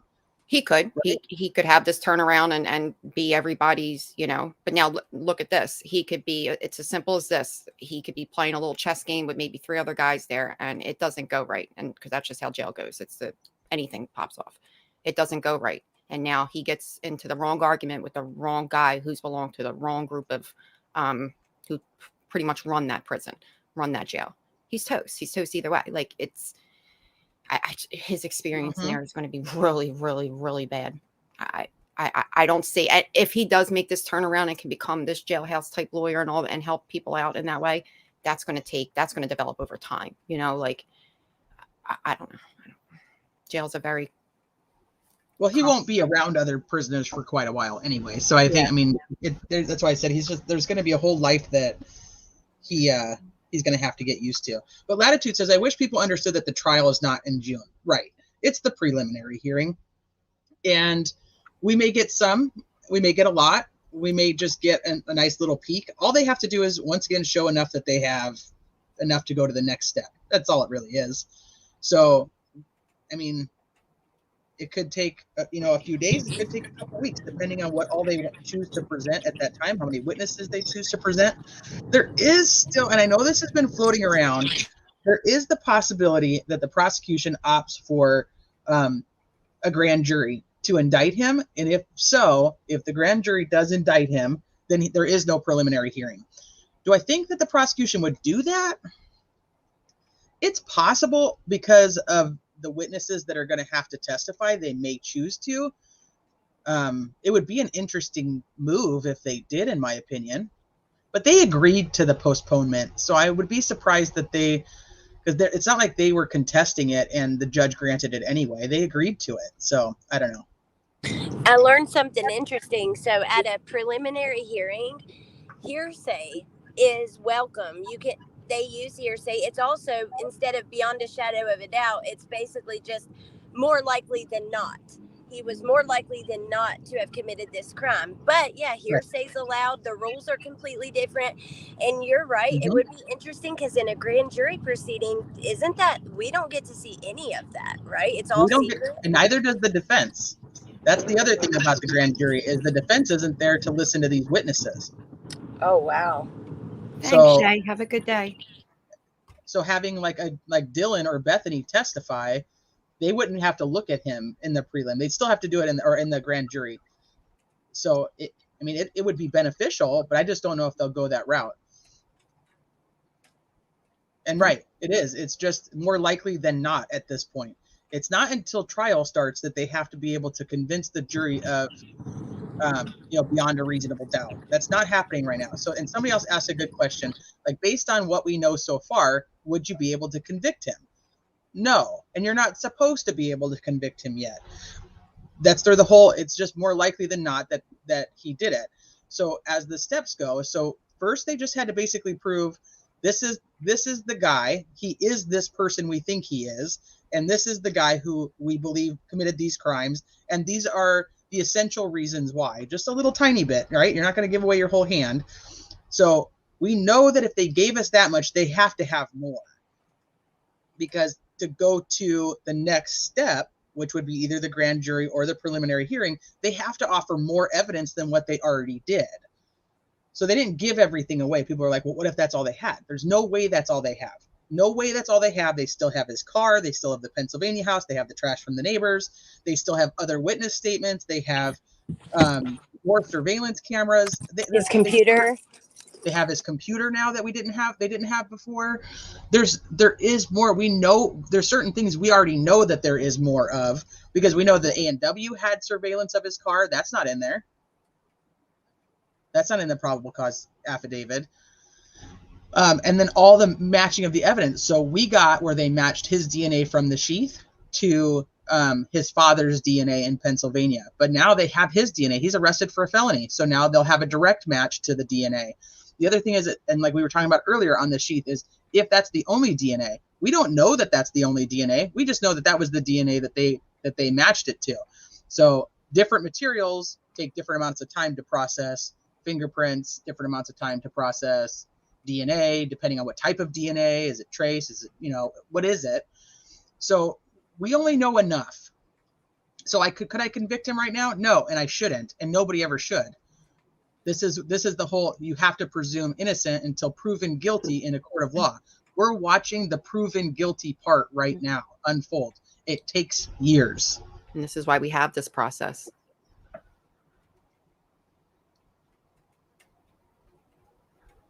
Let me see. I know I didn't scroll down, so I missed a whole bunch. Oh, they have his fire stick. Yep, they have that. I don't know. I mean, it maybe were some. It was more interesting what they didn't have. Why they don't have any clothes. They don't have any shoes. They don't have any books.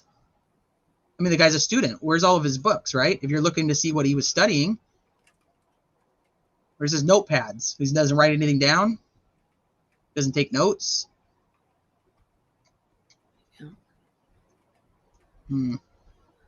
I like Sis's comment. I'm looking right now. Hold on. I haven't seen or heard anything about the search of his office at the university, so I wonder if evidence was taken from there. If the college complied, they would have needed a warrant. They wouldn't have needed a warrant. So I think they got the warrant anyway because that was all done prior. They were just like, nope, we're going to have a warrant for everything. It's safer to have a warrant anyway. But this was interesting to me because before the search warrant stuff came out, there was the leaks that were saying they took evidence from all of the locations, that they did remove evidence from everywhere. But the warrant basically didn't say they took anything. And then I was questioning the warrant on what is taken on that warrant, is it only what is being stored at the Pullman Police Department? Is it only what the Pullman Police Department or the Washington PD and them are the ones that their people collected? Is that the list in its entirety of what was taken from his apartment? It was reported that nothing was found in his office, which doesn't make sense. He uses a computer in his office, right? Yeah, that makes no sense. Now, I saw someone ask Jennifer Coffindaffer, they're like, so is there more that they could have taken, or does it all have to be on this list? And she said, no, they have to put everything they got on there. It has to be on there. So I thought that was interesting. Well, see, I as much as I appreciate her opinion, I'm not sure that with the multiple agencies, it would have to be on there. But that's not what we didn't get anything released by the FBI or by Idaho police. We didn't get anything from them. That warrant was what Dawn did in Washington. So yes, she's right. Everything needs to be listed, but does it have to be listed on that one specifically? That's my question. Oh, I'd say there's definitely some ways around that, especially with multiple agencies. And especially because we never saw any of the things from his parents' house. There's many places we don't even know what they got. So his car, his parents' house, yep. From the house alone, we don't know what they got out of there. Okay, so hold on. So Peter said the same thing. Can you tell me what Peter said the same thing? I don't know which one you're referring to, and I want to know he agreed with Jennifer or let's read the Pullman warrant again, because that's not what I thought. I think it was a partial list. I'm curious because of the different agencies. It does have to be listed, but does it have to be listed on that one? Is my thing. Kim will be on Drunk Turkey tonight. Oh, goodness. Okay. That'll be interesting. I don't buy into any of the Kim stuff. Honestly, I can't believe people are even paying it. I guess like creators, it gives them something else to talk about. But to me, I don't know. Whatever. Yeah, same. I I heard maybe 2 minutes of it and I exited out. I'm just not even going to go down that route of road right now. A few others surface, then maybe, but I listen, but I take everything with an absolute grain of salt, because there's things that she has said that do not make any sense. They do not make any sense with what we know. Now, I think that there's a hard time because people, all of us, I think anybody in true crime is questioning how does this happen between 4:04 and 4:20 in the morning, and then no call is made to 911 until 11:58. I think if we don't question that, we're right. blind to follow true crime. That doesn't make sense. Yeah. Like, of course we're questioning it. So we're all trying to fill in the blank of what happened during this time. Mm-hmm. So she's giving an answer, and she's giving an answer that people already possibly assumed. Mm-hmm. So it feeds them into being correct. Right. So like, if you tell me right now that you think that there was drugs at the house and that all the kids came over and these kids came over and they cleaned up all these drugs and alcohol that wasn't allowed to be there, and so on and so forth. And then I have this insider, Allie, who shows up on my channel and she says, I know for a fact that this house had a bunch of drugs in it. Right? Now it's confirmation. She's confirmation bias. She's confirming it without you ever seeing any proof of it. We haven't seen proof that her daughter received any type of message at any specific time. There's no proof of that. Yeah. So I think that and I'm sorry, by now I think, entering the true crime world on YouTube, she knows the game. She knows the deal, in my opinion. And coming on here without no receipts, without no proof, without nothing to back up your words, all it's doing is putting out speculation, because like you said, we have assumed mostly everything that she has said. So I just don't, if there's something, if you got it, show me something to make me want to. A screenshot saying this is the time that she was called, and you got the time on there, right? Then show it. Right. Jeannie, you and I could not agree more at this point. She is not helping either way. I agree. I just think that, I know a lot of people think she's Megan. Oh, wow. Oh. Megan, and if you guys aren't aware, Megan was a mom that was calling into a lot of shows during Kylie Rodney's case. Yes. With very similar theatrics. Molly Golightly had an interesting comment, and I know people feel how they feel about her, but she's done stories with like Daily Mail and places like that, and she was like, why would this person not go to a place like that where there's, she's also going to get paid? Is it because that they're going to have to investigate you? They want to see proof. They want to see things like that. I mean, it is kind of interesting to wonder. This case is huge. If she actually had proof of some of this stuff, it'd be a very big story. If she had messages from her daughter's phone at 10 a.m. or whatever, you know what I mean? So It is interesting that she chose to go where she did. Yeah. So Kim sent Daniel the receipts. Has Daniel shown the receipts? Because if he doesn't show the receipts mean nothing. Right. Great that he has them, but the rest of us that are just as invested watching and taking our notes and I've never even heard of this guy before to say whether I trust him or not until this case. I don't know his reputation. I don't know anything about him. So it's, this is the same thing when, like the call with Olivia, like everything was beeped out. Well, yeah, like that's so weird. If Kim isn't caring about blasting all these names, we're now blasting, we're beeping them all out, but saying that this is credible. But we're giving none of us the ability to go and verify if any of it's true. So why is it that this creator or that creator can have the receipts, but then you want the rest of us creators who do all of our own research to just blindly believe you? Right. It just doesn't work that way. And I mean, it doesn't even typically work that way. Like with my friends, like I'm like, here's the receipt. Like, Allie, here's what I have. Here's what I can prove. And here's what I can say for a fact I know. And here's what I think, or here is what I'm speculating. I can't just blindly believe anybody. There's too many people that lie. Yeah. Yep. I like the way likely Nicole puts it. She'd be quietly going to the police, not broadcasting at her own accord. And it's just true. Like she's even what a mother her would do. daughter's name. Like Teresa said, she's saying all these names, her own daughter's name. I mean, at a certain point, it's like, I don't know. Yeah. Yep. And just because one channel vetted the info doesn't make it legit. Well, Mhm. here's the other thing. Even if they vetted the connection, and I'm not saying anything against these guys, because I mean, I actually, from watching them, I have enjoyed their content as it for is. sure. I enjoy So it. it's nothing against them. Mm-mm. My point is that now they're in true crime, and here there's a different level you kind of have to go with. So he vetted the connection. Okay, great. So even if I trust the vetted connection, so this woman is connected to these two universities via these people, that doesn't make her information accurate. Exactly. All it does is make her connection accurate.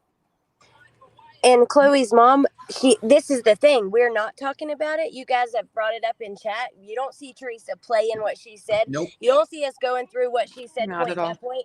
We're literally saying that we don't buy into it yet, and that's that. I think some of you guys have to realize you can't just trust, just because you like a creator, you can't, you really can't just blindly trust like that. I feel you might end up very disappointed, and maybe not, but yeah. And again, we're just discussing. We're discussing all the points that chat wants to discuss, the things that we want to discuss. So again, it's just And I'm telling you right now, I'll watch it. I'm not gonna not. I'll watch it. And it's no hate on the creator by no means. It's not even no hate on Kim or whoever. It's just when you are invested into this case and you are in the true crime community on YouTube, this is what we do here. We discuss, and I need more to say yes. Go ahead and believe everything that's said. I'm telling you, go watch Drunk Turkey. Go watch all the things that she has to say. I just told you to go watch that Predator one. Doesn't necessarily mean I believe what the guy's saying, but you know what?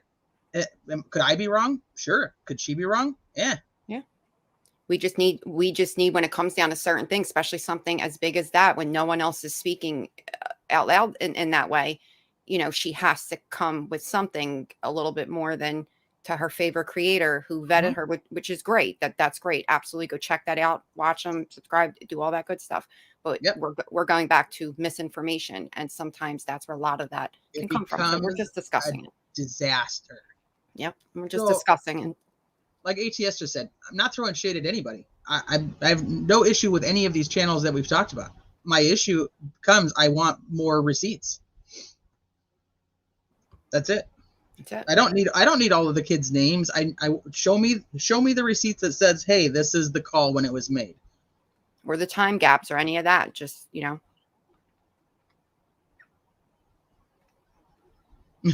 Easy. I know, I just saw her comment. It's like, tell them the truth, Allie. That is the truth. We don't. I mean, I'm telling you how it is. This is how it is over here. I want more. I'm just over here biting my tongue. Don't mind me. Don't. Have at it. No, it's okay. We come together to discuss these cases for a reason, and that's what we're doing.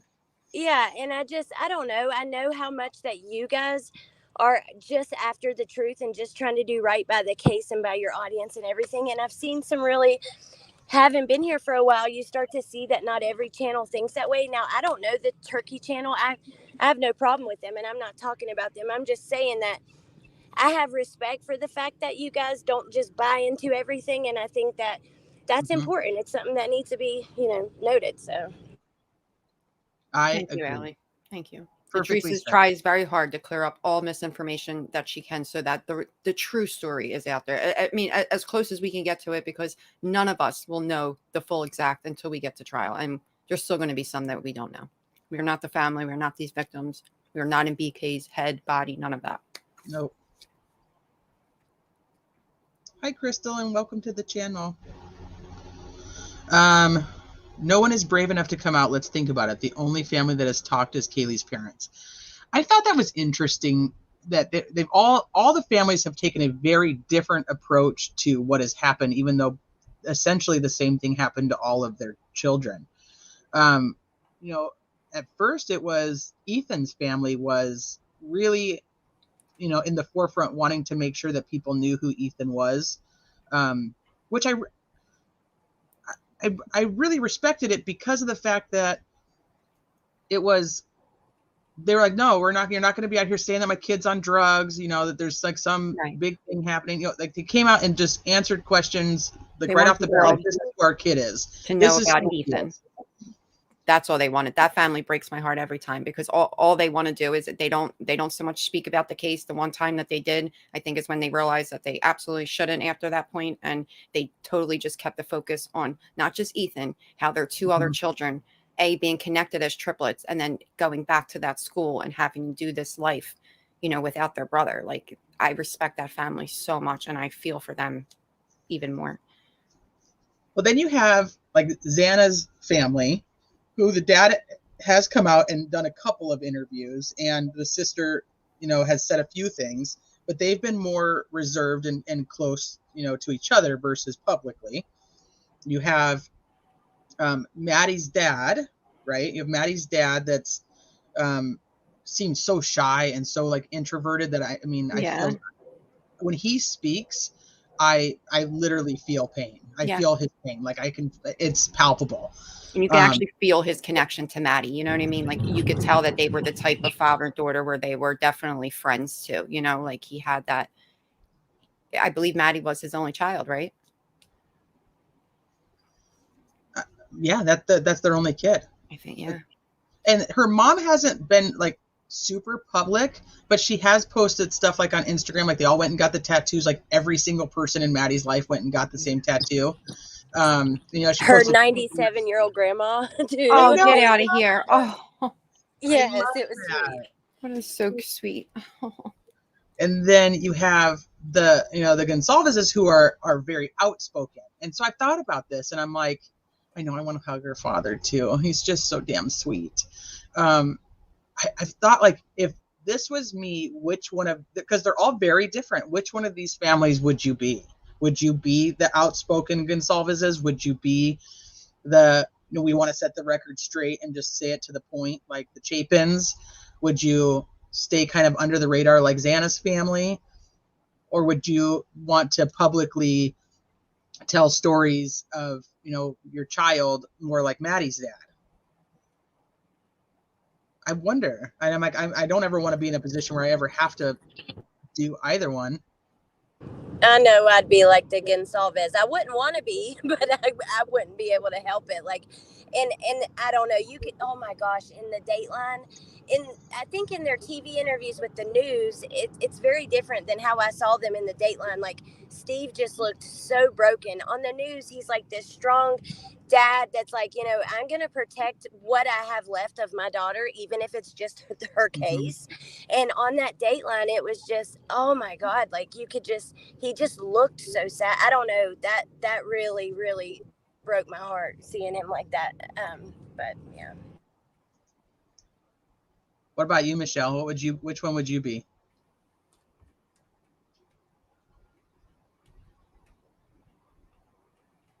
Michelle, did I lose you?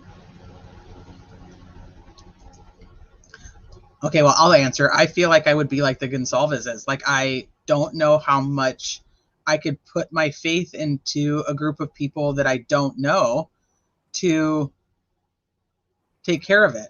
Tay, can you and hear just me? like blindly, I couldn't hear you. Now I can. Tay, can you hear me? I can hear you now. Oh, okay. Can you hear me? I'm sorry. Yeah, no, I think That's okay. So we were talking about, like, you know, the family that I would probably most be like the Gonsalveses, even though, like, I'm half the time I'm like, Steve, don't say anything else. Don't say anything else. But I totally see why he just, I would be like them too. Blindly follow other people to say, yeah, you're gonna take care of this. Yeah. And you got to remember, they're a big family, you know, that they're a big family. Steve says it, like they're not the type of family that's going to, if it involves one of their family members, they're appreciative of any help that they can get. And they know law enforcement has a job to do, but as a family, they cannot go on and just sit there or go to bed at night knowing that they're not doing anything, that even if they could take the smallest of anything off of law enforcement's to-do lists, whatever, like, just the way they operate as a family, I could absolutely see, if God forbid that being any, you know, our situation, that you come together in that way. And that has to be their way of grieving too. You know what I mean? Coming together in that way, like that. Olivia's pregnant. There's a lot going on in their family. You know, they have a lot to celebrate too. And Think now they have about it. to move it down. Oh, I'm sorry. I'm sorry, Allie. That might be me. I'm sorry. No, that Go for it, Allie. was my fault. I thought you were finished. I was just going to say they hunted down that DoorDash footage and, you know, everything. And then the comment about the tulips, I was going to add that I think that they are actually going to sell a bulb mix where you can order and get the bulbs and plant them at home. That's the way that I understand it. There's going to be one called Forever Sisters and one for Ethan, and it'll be for sale. Aww. That's so sweet. I love them.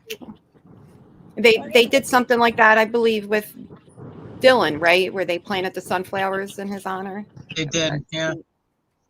Ethan's smile. Yes. Oh, that's so sweet. Hi, Search and Rescue Mom. Oh, Search and Rescue. Leslie said her sister's murder is having a parole hearing in March. We will so Gonsalves out. Yes. Yes. I do. I think that I would be, I don't know. I that's why I'm like, I try to like look at all their ways of coping. And it's like, you know, you have to take them for who they are. And they're all very different. They're all very different families. These were all very different kids. Rest in peace, Magic Johnson. Did Magic Johnson pass away? I have not heard that. Oh, no. Oh, please. No. Or is that just Prince Namar wanting to come in and say something? Oh, Prince. The tulip is called Ethan's Smile. I ordered the bracelets when Allie showed them. I immediately ordered them. But I didn't order a hoodie because I can't do, I want to zip up. Oh, do they have hoodies? Oh, that's cool. Oh, thank you. There was somebody up here who said they thought they were on your channel. Yeah. Nikki McCormick. I'm new here. I thought I was on Alex's I channel. saw that. Thank you to all of Alex's subs too for coming over. Like, she has such a cool chat, so we know we're lucky to have you guys. Thank you. Okay, There's so some amazing people in the chat here. Thanks, Amber. All good. Magic Johnson is all good. See, fact check. That's it. Simple. Why did Chief Fry in a small town crime get selected to go to FBI headquarters for 3 months of training prior to this crime?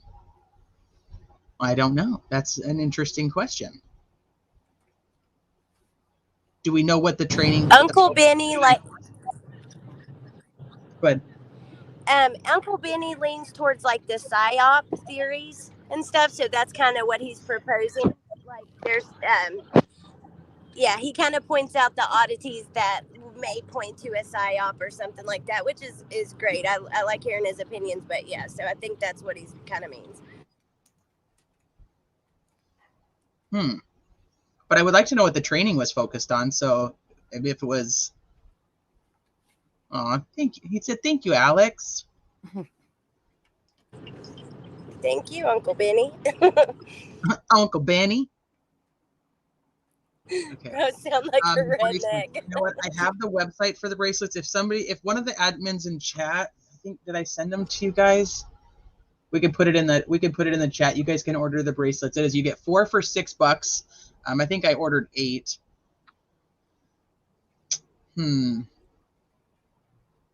A lot questioned Chief Fry for some reason. You know, I'll be honest with you. He kind of rubbed me wrong when he would smile all the time, and I get that that's how some people are. But he would interview and he would have a smile on his face, like a little smile. And finally, when the arrest was made, and now looking back, I think he was smiling because he knew so much more, and he knew what was happening. Maybe nervous too. You know, he was nervous that he was going to let something slip, so he had that little nervous smirky look. But it was kind of disheartening when when he was doing those interviews. But right towards the end, or not the end, but when they arrested him and he did a couple interviews right after that, he was totally composed. And I was like, now, see, he actually, is totally normal now. That's completely backwards. That's funny. But remember, we had, Steve and them saying that they wanted new investigators, that they weren't qualified and hadn't been doing this long enough and stuff like that. So he was also fighting against some of that stuff at the time, while knowing they had so much more. Let's see. Chloe's mom, what kind of bracelet? They're like the little, like the little plastic bracelets that go on your wrist and they have like the kids' names on them. And then it goes to, somebody was asking what's for. It goes towards this one. That's a school fundraiser, if I remember correctly. The sweatshirts are Maddie's mom's best friend that is making them. And they're hoodies. I don't think was there t-shirts. I don't think I only saw hoodies. I'll get you guys the links. Yeah. All right. You take care of chat real quick. I'll grab the links. Yep. Welcome, Brandy's. Oh, I like that. Brandy's was wine time. That's great. You guys, I'm going to jump in chat. I'm still driving, and I know that it is loud and noisy for the chat and stuff. And, yeah. You don't have to leave. Well, I know people do. There's the chat's like, there's background noise. I'm almost home. That's fine. You're fine. If you don't want to hop off, don't hop off. If you have stuff you need to do, by all means, go ahead and hop back into chat or hop into chat. But don't feel like you need to leave because of background noise. I'm fine. I don't hear it at all. I barely hear anything. I'm almost home, but yeah, and then it won't be nothing. I don't have nothing to do. I'm just driving, but. Oh yeah, you're totally fine. Yeah, I can't do hoodies either. I need to zip up. And now I'm trying to find these darn links. Super delight with Chief Fry. I think a lot of it was maybe nerves too. Maybe he knew that this was very high profile. This was something that would shake anybody's core. And I think mixed with knowing that he did have a lot more and knowing that they were being judged, Yeah, see, we don't hear any background noise. Fine. Okay, fine. Good. Why can I not find the actual website for the bracelets? Oh, here, you can buy bracelets here. Okay, perfect. Nikki says, do you think Anne should be able to represent BK with the conflict with Xana's mom? Shay got the bracelets in the chat, T. Oh, she did? Okay. Thank you, Shay. Do you have the sweatshirt one by chance? Hold on, Nikki. We'll get to you. Shay said she dropped it already. Okay. I got I just found the bracelets one now. I got to find the sweatshirt one. So the hoodies are from Maddie's mom's best friend who makes them. But yeah, I have to have a zip up. She needs to offer I would totally order one if it was a zip up. Hey, Without Borders. Be safe driving, please. Hi, Without Borders. Hey, Roxy King. How are you? And I know I put them in a chat on Facebook, and I don't remember where I put them. I get the same way. I get this awkward, nervous laugh, smile situation going on at funerals, and yeah. Sometimes in the wrong crowd, it doesn't go over well. Oh, you know what? Delana has, I almost forgot you, Delana. I really did. Almost. Let T get that last link, and then I'll get your 2 questions. I promise. Promise. Okay. Hopefully somebody can find the sweatshirt link. If not, I'll make a community post about it if you guys want it, or I'll add it to the description of this video. I wanted to see, Nikki had a question that I left her on. Okay, let me go up. Well, I think we kind of talked about this, but I was in and out at that point. Do you think Anne should be able to represent BK with the conflict with Xana's mom? I do. I don't. At this point, I do. At first, I was very like, wait a minute, there's something really wrong here. But now I do. I think that I think it'll be fine. I don't think it'll be an issue unless for some odd reason that these theories of the whole drugs in the house and all of that come to fruition and they actually are true. That would probably be the only conflict I could actually see that would pull it. Other than that, I don't think so, unless Xana has had some type of interaction with this attorney while her mom was being represented by her. Yeah. I'm also not sold on the fact that this attorney is going to be there the whole time. So, no, thank you, Nikki, for being here. Thank you. What am I going to do with the list of questions? So I was going to go back through them. and see if you guys have answers or what you guys think of them, like what you think the answer is, so that we can kind of, do a little bit of speculation. That's why I said at the beginning, like, if you guys aren't into the speculation part of the case, then this is probably not going to be the best live for you at this point, because this is going to be a lot of speculation. Obviously, these are questions that we don't have answers to. If we had answers, I tried to answer them as we went along. Then what I want to do is I'm going to keep this, and then when we do learn more information as things progress, then I'm going to bring them back out and kind of go, okay, here, this is what we actually know. Hi, Candy. Hey, Candy.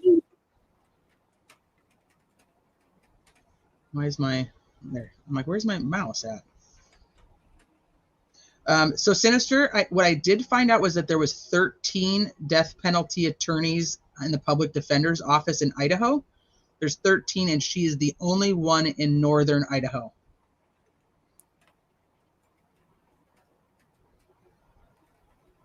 And she doesn't matter yet. She didn't show up for court. Basically, she has a warrant out for her arrest at this point. So it's not really going to matter. Okay. So we can go through these, and then we could talk about, let's actually do that. We'll do that first. I want to go through the order of how Dylan talks about what she heard. Because I think that by going through what Dylan says, we can ascertain exactly the order of events.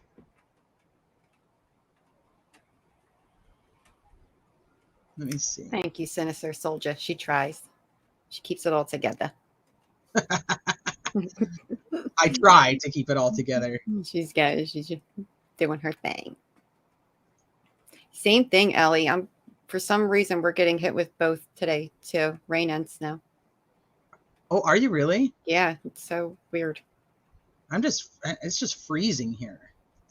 Okay, so I want to go through this, and this is my opinion, because now we're in the speculation phase. Like I said, if you guys aren't into speculation, I totally get it, and I totally respect it. This is the whole thing about this live was we are struggling to let this case go because of these unanswered questions. So this is, now we're in the speculation phase of the entire case. And I won't do 50 lives on it, just wanted to get it out there. Okay. And I know we've all read through this probably 100 times at this point, but I'm still just going to bring it up so that we can walk through the timeline and why I feel like the order of events goes this way. And then if you guys, Allie, Michelle, you think differently, pop in and say you think differently. Got it. Okay. Gotcha. So DM and BF both made statements. They both made statements during their interviews that indicated the occupants of the King Road residence were at home by 2 a.m. So we know that there is a statement from Bethany. We just don't have it. We don't actually have Dylan's either. So I just want to be clear on that, because it's like one of our questions on our list over here is why don't we have a statement from Bethany? We don't actually have Dylan's either. We only have a couple excerpts of what Dylan said based on the probable cause affidavit. So there's still way more to her statement that we don't know. Latitude, exactly. Right. Yep. Latitude's on it. Okay, so they were at 2 a.m. and asleep, or at least in their rooms by approximately 4 a.m. This is with the exception of Kernodle, who received a DoorDash order at the residence at approximately 4 a.m. Now, this irritates me that there's an approximate when we can get a way more precise time. They have that precise time, so it doesn't make sense to me. But they have it based on the DoorDash app, based on the driver, and based on the same security cameras that caught BK on his little tour he was doing back and forth.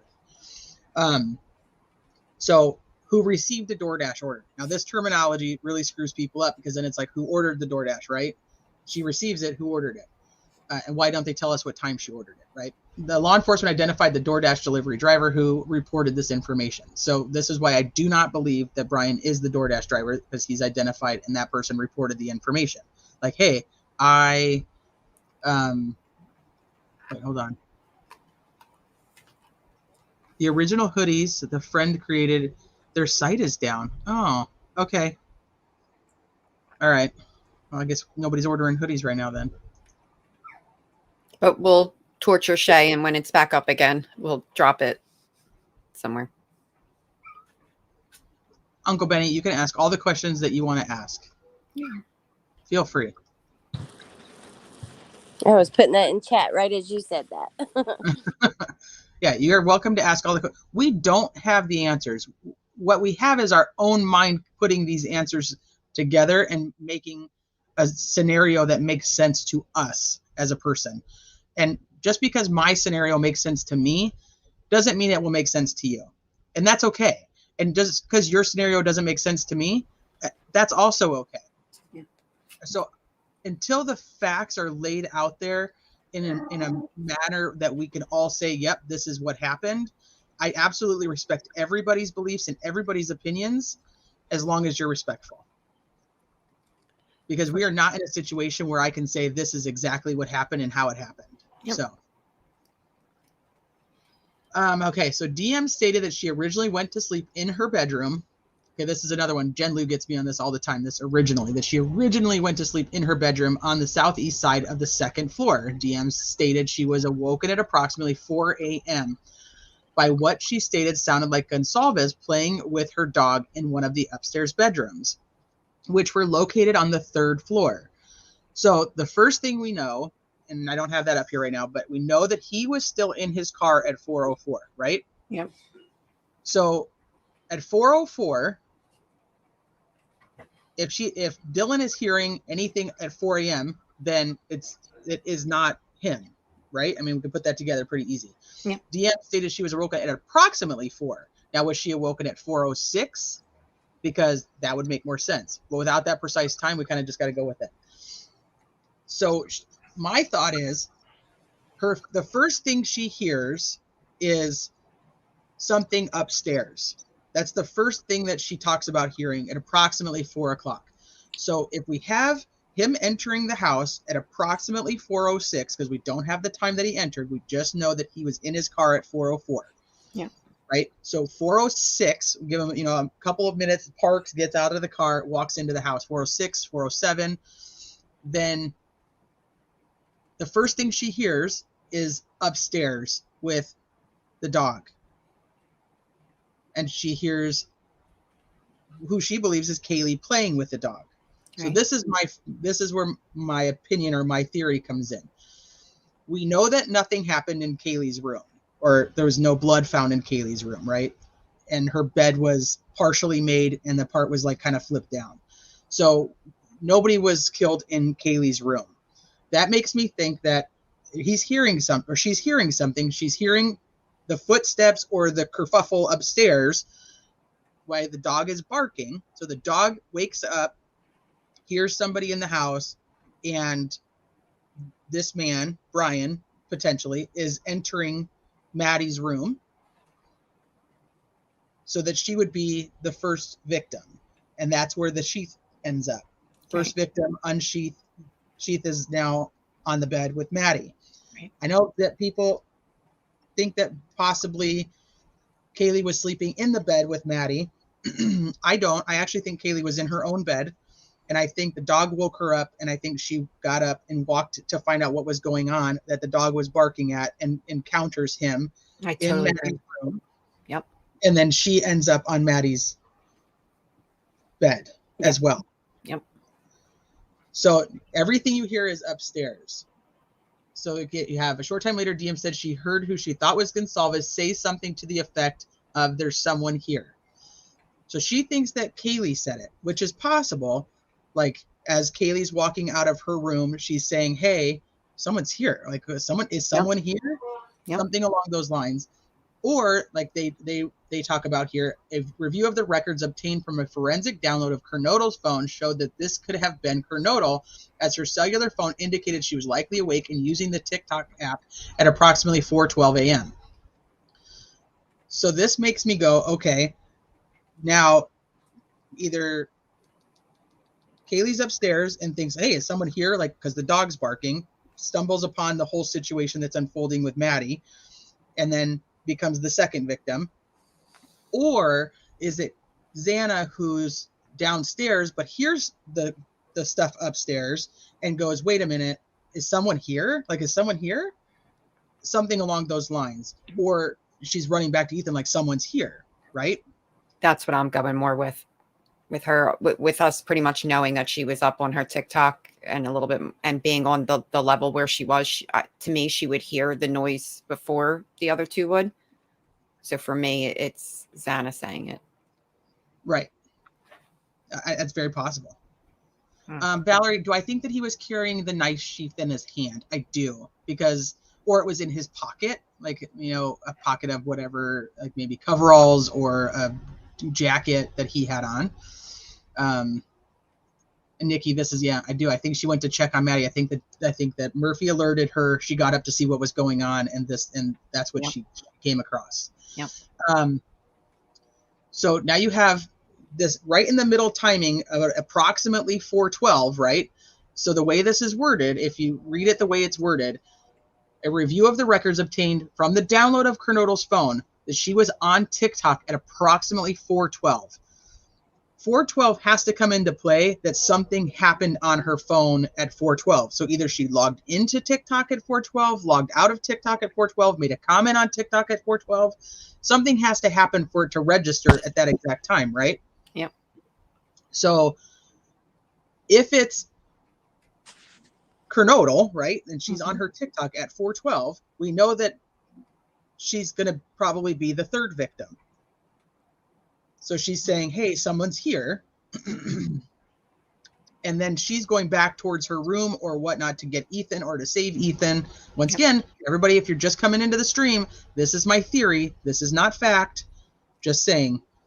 Now she goes to her room. You have him coming behind her, right? And saying, I'm going to help you or whatever it is. So let's read through. Okay.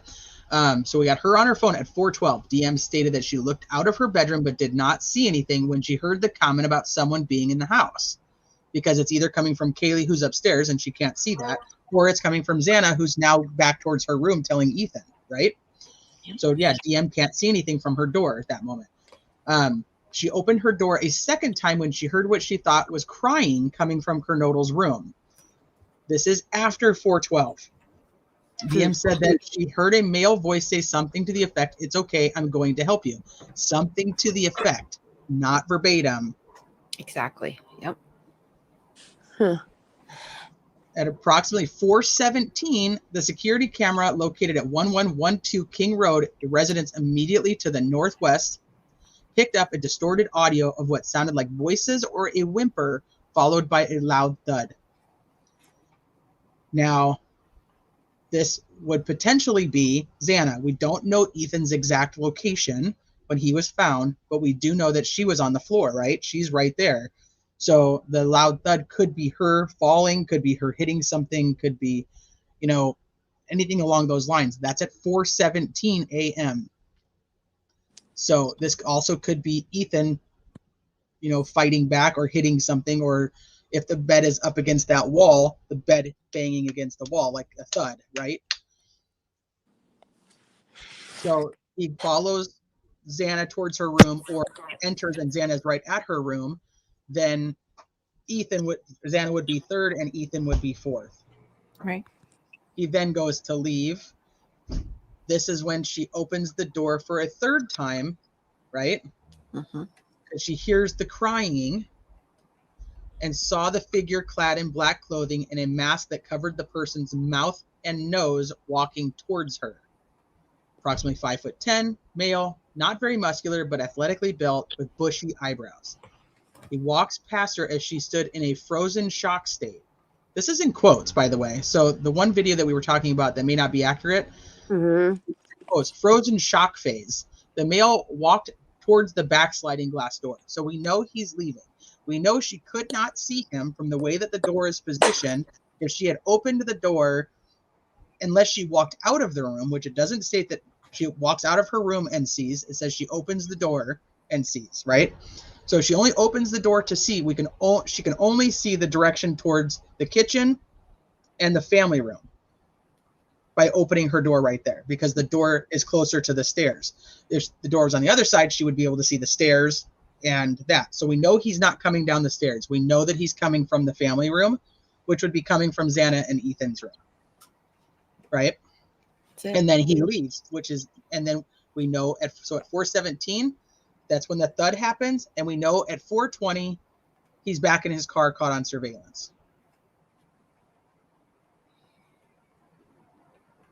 So my theory is he went in, Maddie was first, then Kaylee, then Xana, then Ethan, and he left. I do not believe that he ever saw Dylan. I think that if he had seen her, then she would not be here. I don't think he ever went downstairs. Don't think downstairs was even a thing for him. I also wonder if he had hurt himself and was worried about leaving blood behind, so he had to get out of the house. And I think with possibly Ethan being last, with the non-intended struggle from him, it took so much out of him, and that's why towards the end extra doesn't make sense, because I don't think he was expecting to have that battle with Ethan or someone even close to his strength, should I say. I think he was definitely going in thinking girls or a girl or two, and I think Ethan took a lot out of him. Yeah. So, and was he tired? I think he was on so much adrenaline at that point. I don't think tired comes into play. I know people have thought like maybe he just was worn out from 4. He would have been worn out later, but he was on such an adrenaline high. The guy doesn't go to sleep. If he does it for like an hour or so, he's only home for a tiny bit. Now, do you think that Ethan was, because I've wondered, what if he was asleep, drunk? They had all been drinking. So think about this. They not only got attacked in the middle of, what their nighttime routine, possibly sleeping routine was, but they were also intoxicated. And that's haunting. I've thought about that so many times, like waking up intoxicated, like half drunk to an attack like that. But I'm curious if it's maybe Ethan was asleep and Xana was up by herself, or for Ethan to be the last victim. And even though I think he could have caught Xana outside of her room, you would think that Ethan would have, and maybe he did hear that. And I don't know. I'm curious if he was up and what kind of struggle took place right there. We do know that, remember, Kaylee's dad said, what did he say? They fought like hell down there or something like that. Yeah. I'm curious if Xana was just like kind of chilling there on her TikTok, or if she was maybe even went on a TikTok, liked a couple things, and then maybe attempted to make a TikTok because it would go right to her drafts. I'm wondering if she was actually up and moving and he was able to see that or not. And I wonder if that maybe made him think that either there was no Ethan there, maybe he wasn't accounting all the vehicles, maybe he was just solely focused on the girls. Because I'm still having a hard time not how could he have not known Ethan was there that night? But I could also see how he couldn't. I agree with you. Yeah, it makes perfect sense. And also because they had all been out together that night. I don't know. It's weird. It's, to me, from the beginning, knowing that someone would walk into a house in 2022 where everyone has cell phones, Ring cameras, with this many people and commit a crime with a knife, it's mind blowing. I can't believe it. It makes no sense. Absolutely horrific. It's a hell of a battle going on downstairs. Yeah, well, I think that battle was after, so I don't think his girls would have had any knowledge of a battle going on downstairs. And I don't know if this was true, but I had heard a little bit about his Ethan's supposed wounds and how it was done, and that was so gruesome that yes, a battle is what was happening down there. Like I can almost envision Xana and Ethan trying to fight this horrendous monster off with this fucking blade that is when you try to map it out, when you try to think about it that way, it's just, you can't believe what these kids have went through. I know, but it's hard to believe that they couldn't take him. Ethan was a very athletic young man.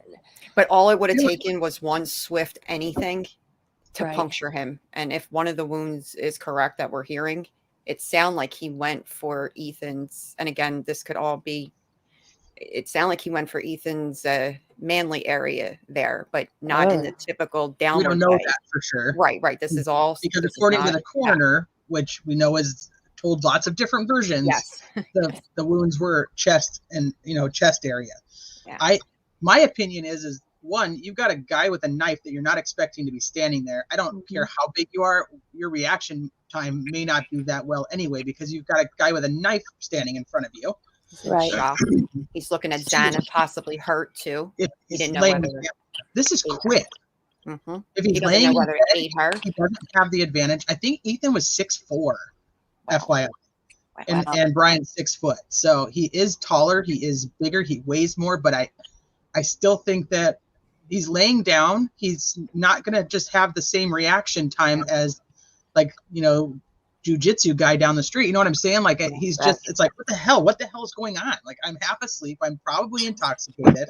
And then even like had Ali said, you're waking up almost out of like a drunken sleep. You're not even hungover yet. This has only been maybe an hour or two since you maybe had your last drink. So, just waking up to that alone. And then who knows what he sees first. And then just his natural manly testosterone kicks in and he just goes at him like almost blunt force. But here's this big ass blade that is right there. How do you fight that? How do you he's thinking of Xana. There's so much going on. And also when you think oh my God, think about the girls stumbling at the grub truck. This is like something I've thought about so many times. They were very intoxicated. Like whatever Maddie and Kaylee witnessed in their last moments. God, it's awful. It breaks my heart. And I don't know. It's hard. I think the reason why, I'm sorry, Ellie. I think the reason why Steve pushes so much to let the world know that those two girls died together, I mean, because he knows for a fact that, not just the things that we have, come across or whatnot, but the way the act went down in that room, in that bed with those two girls together. I think that was a battle within itself too. I do. I do too. Maybe not as heavy, but I don't think he expected maybe one to fight like the other or for the other one to come out the way she did. And maybe he was zoned in on just one at the moment. And here came the other, and I think he got very, very angry in that moment. And that's when the rage really set off. Imagine Kaylee.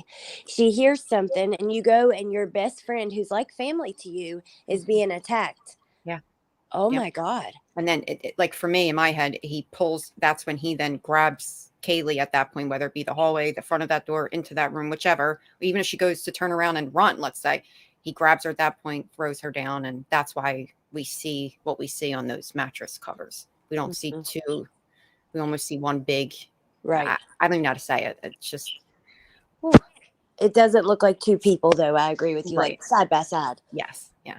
And that's where I feel like that was a fight of some sort for sure. And maybe Kaylee fought a little harder because Maddie was already gone. That's what I think. I think that we confused a lot of that at the very beginning. Yes, I did for sure.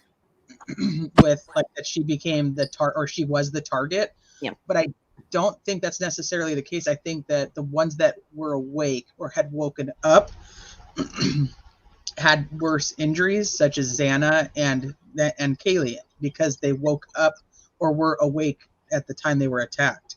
Right. And I think that Maddie and Ethan were asleep or laying down. You know what I mean? Hey, Jordan, how are you? I'm with you, T. I really do. I believe that's most likely to be the way that happened. Now, I did see some comments that Xana made on TikTok that night. So yes, you just can't tell what time that was made. Right. And there are ways that you can go back with some of that. I don't know how to do it. That's why I was wondering. Because she had already posted a couple, was she, like these kids are, they just go on like a little rampage with it and they post and post and post. I'm wondering if she was like physically up with her phone propped up against something, doing her little TikTok thing, or was she just settled on that couch, maybe eating her food, scrolling through TikTok? Oh my gosh. I just think of all the times that I, intoxicated at that age, drunk, watching something on TV or, it's just, so sad. Hey, Jordan. Very, very just sad. Really had defensive wounds. Yeah. So who closed Murphy's door? One, I don't know if Murphy was in a crate. We don't know that yet. And two, I would think that Kaylee probably did. Kaylee went out and closed her door. I don't know, Tay. I'm starting to believe that he did. That maybe when she had walked out, he was already walking up, and as he grabbed her, shut that door, brought her into that room, possibly. I have questions. I think their fight started in that hallway outside of the bathroom in Kaylee's room. Yeah. And I was talking to Amber and Kelly about this earlier because there are, in the beginning, there's news reports where they're showing the house. And I want to get a better look, like I think I mentioned it to you guys too, get a better look at some of those to see if we can, now that we've seen the affidavit, get any more. But I think their attack was in that started in the hallway. And I think Xana, there will be signs of her attack from the kitchen to the bedroom. Mm-hmm. Mm-hmm. This is CB Kel says, imagine if her TikTok was recording. Mm-hmm. Oh, jeez. Could you imagine? Oh. I'm pretty alert most of the time, actually more the night than the day, so I'm not too worried, Jay. Well, Jay, we know you're ready. I did see the pictures of him, and they do still have a newer pictures of him with the family, and he has a crate. So Yeah. that's what makes me think that he was possibly in a crate. Yeah. Jay, I do too. I love Murphy. I love that. I love the Instagram of Murphy. I know. It's like one of my favorite things. It's Can so you heartbreaking. Did you see the TikTok account is fake and it has 30,000 followers and it is not Murph. It's not Jack. It's someone taking Jack and Kaylee's videos and pictures. And they started a TikTok account after he started the Instagram. And yeah, it's at 30,000 followers. Oh, wow. That's how much love Murphy has. Like, everyone loves Murphy. On a fake account. Yeah. His Instagram has, I think, close to 100,000. Wow. If Maddie was the target, killer could have been mad Kaylee was in bed with her and not him. Huh. I'm not sure that I'm going to say that one person was the target. And Allie and I have talked about this a lot because we were both live the day that the arrest came, and neither one of us were able to track down a specific account that was actually Brian's that followed the three girls. There was one account right off the bat that we considered potential, but it only followed two of the girls. Yeah, and when I looked, there was 3 accounts that had 0 followers and 0 following. It didn't follow any of the girls yet, I believe. I need to go back. But you know what? Did you see that the account that they're saying that is now deleted that may have been his is crim.coburger. It's not, because I was searching Brian Coburger, just his name. But the account is supposedly not his name. It's CRIM.Coburger. I have not seen that. Does anybody have a screenshot of it? I bet I do. I'll get it. Okay. Why did Murphy bark? I think Murphy barked the whole time. I think he started barking right away. And I think that what Dylan heard was him barking and then the shuffling of feet or, from upstairs, which could have been Brian's, could have been Kaylee's. And I think that's why she thought playing, but instead it was actually what was happening. But she couldn't tell that. I think there was just, footsteps during the scuffle.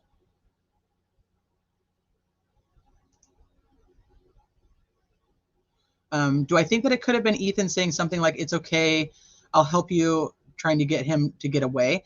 I think it's possible. I don't know. I don't even know if that's actually what was said. I'm curious to know what was actually said and if we'll ever even know. How about, let's say Xana is attacked. She starts attempting to yell or scream, but can't. Ethan's trying to come out of his sleep because he's hearing something and it doesn't, just waking up, doesn't quite see what's happening, and maybe just assumes Xana's on the floor, maybe getting sick or something because it's dark, possibly. I'm just trying to envision here. And that's why Ethan says to her, and it's more, he says, "Okay, I'm going to help you." And then boom is when he realizes, because killer's right there. Like, I can't understand why BK would say that to somebody, but I also can see why Ethan would say it to Xana. And all we know is that this was mentioned. We don't know by who, and we don't know who it was being said to. Yeah, I don't know. Like, why would the killer be saying? Like, maybe he's saying it under like I said, like the guise of like I'm here to help you, even though. Don't worry, I'll help you, or don't worry, like I'm not going to hurt you. Yeah. Oh my goodness. Somebody else asked, what do we think they're going to do with the house? What do you think the owner's going to do with the house? I think they should tear it down, and if they're going to put another property there, because the owner's not going to want to lose whatever. And if they're not going to sell it and do something with it, then, I mean, of course, they're going to have to put another property there, regardless of how anybody's emotions feel. But I definitely think the house itself, the floors, all of that, it just needs to come down. There was too much that happened in there that is just forever embedded in that home, in that actual home. I think they'll rent it. I think it'll just go back to being a house. Yeah, I'm sure what they'll, what they should do is something different. That's got to be hard for anybody that would live in there afterwards. That is always going to be a site. You know what I mean? Like it's always going to be that house that people drive by and, Watts house. Yeah. It's like, look at the pictures. There's blood running down the wall. I mean, in the beginning of this, we were questioning, like, is that Russ? Is it that, like, now that really come to think about it, we're like, wow, like, so I just can't imagine all the damage in that home, like, and just the victim, oh God, the remembrance there. Why would they want to, keep it that way, especially the inside. I'm thinking about creases of hardwood floors and things I probably shouldn't be thinking about. So. Well, they may do something to the inside of the house, but I would be surprised if it gets torn down. And I hate to say it like this because it sounds so cold, but this is just it's a money maker for this company. It's not, that's it. They're not going to waste this piece of property that they have, and they're not going to not rent it or not sell it or not something to it, but as far as new people happening to go in there, live there, knowing what people live in murder houses all the time though. I mean, I would hope though that they redo the inside though. At least you better rip up them carpets and shit. There's some of it that's already going to be taken out because it's going to be evidence. The problem is that house is probably going to be held for a very long time. I guarantee it'll probably be held long enough for them to even take a jury there if they want to. I agree. I totally agree. Uncle Benny, do I think that am I 100% sure that Kim was all BS? No, I cannot say that. I don't know. I will not blindly follow that story and say that it's true. I can't do that. There's too many things that make no sense to me. I feel like she wants to fill in the blanks of why there wasn't a call for 8 hours. And I think people want that answer. And I think it gives them the answer that they want. And it's easy to believe. But no, I would need a whole nother I would need a whole bunch of receipts and a whole conversation where I could ask him questions that I want to ask him, because these guys who've talked to her don't ask her the questions I want answered. Right. You put that very good, Tig. Very, very good. I'm totally okay if anybody wants to believe her. That doesn't bother me. I'm not mad at you. Don't be mad at me. So I just want more receipts. I need more information. I need more receipts than my kid knows a kid that knows a kid that went there. Tay, will you answer? Oh, I'm sorry, Allie. Yeah, baby. I'm sorry, Michelle. Just real quick, I just want to see the message her daughter got. So let's see that, and then we'll go there a little bit at least. Right. I'll tempt it then. We need something. Yeah. All right, and T already got you, Delana. She got you. I don't know what questions though, so I'm I have them right here. Okay. What time do you think summoning of the friends began? Right. And were they physically together? I think I put that. That's a good one. Okay, so there's a couple interesting things, and somebody in chat, and I'm sorry I don't remember which one of you guys said it, but somebody in chat said that in the interview that Olivia did with the Gonsalveses, which if you guys haven't watched, it's Chronicles with Olivia. It's a very good interview. they say, I think it was Steve that says, nobody called us for 10 hours. Yep. Like we didn't know until 10 hours.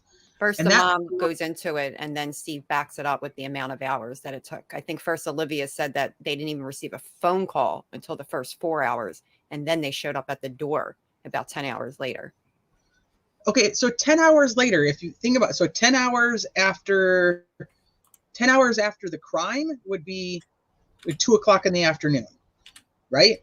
Yeah. So 10 hours after the 911 call was made is 10 o'clock at night. Where does 10 hours actually fit into that? Where does 10 hours? She privated the Gonsalves interview. I know she privated the Kim one. Oh no, did she? Oh, She privated the Kim one, which was probably in her best interest because she was getting a lot of hate for it. So, For some reason, I assumed it was like 10 hours from around like 4 or 5 in the evening, like 10 to 12 hours after the crime. And But I don't know why I was under that impression. I'll have to go back and look. I think they said that they got a call around 12:15 from Kaylee's mom's niece, I believe. Yeah. Yes. They were watching football and got the call from the.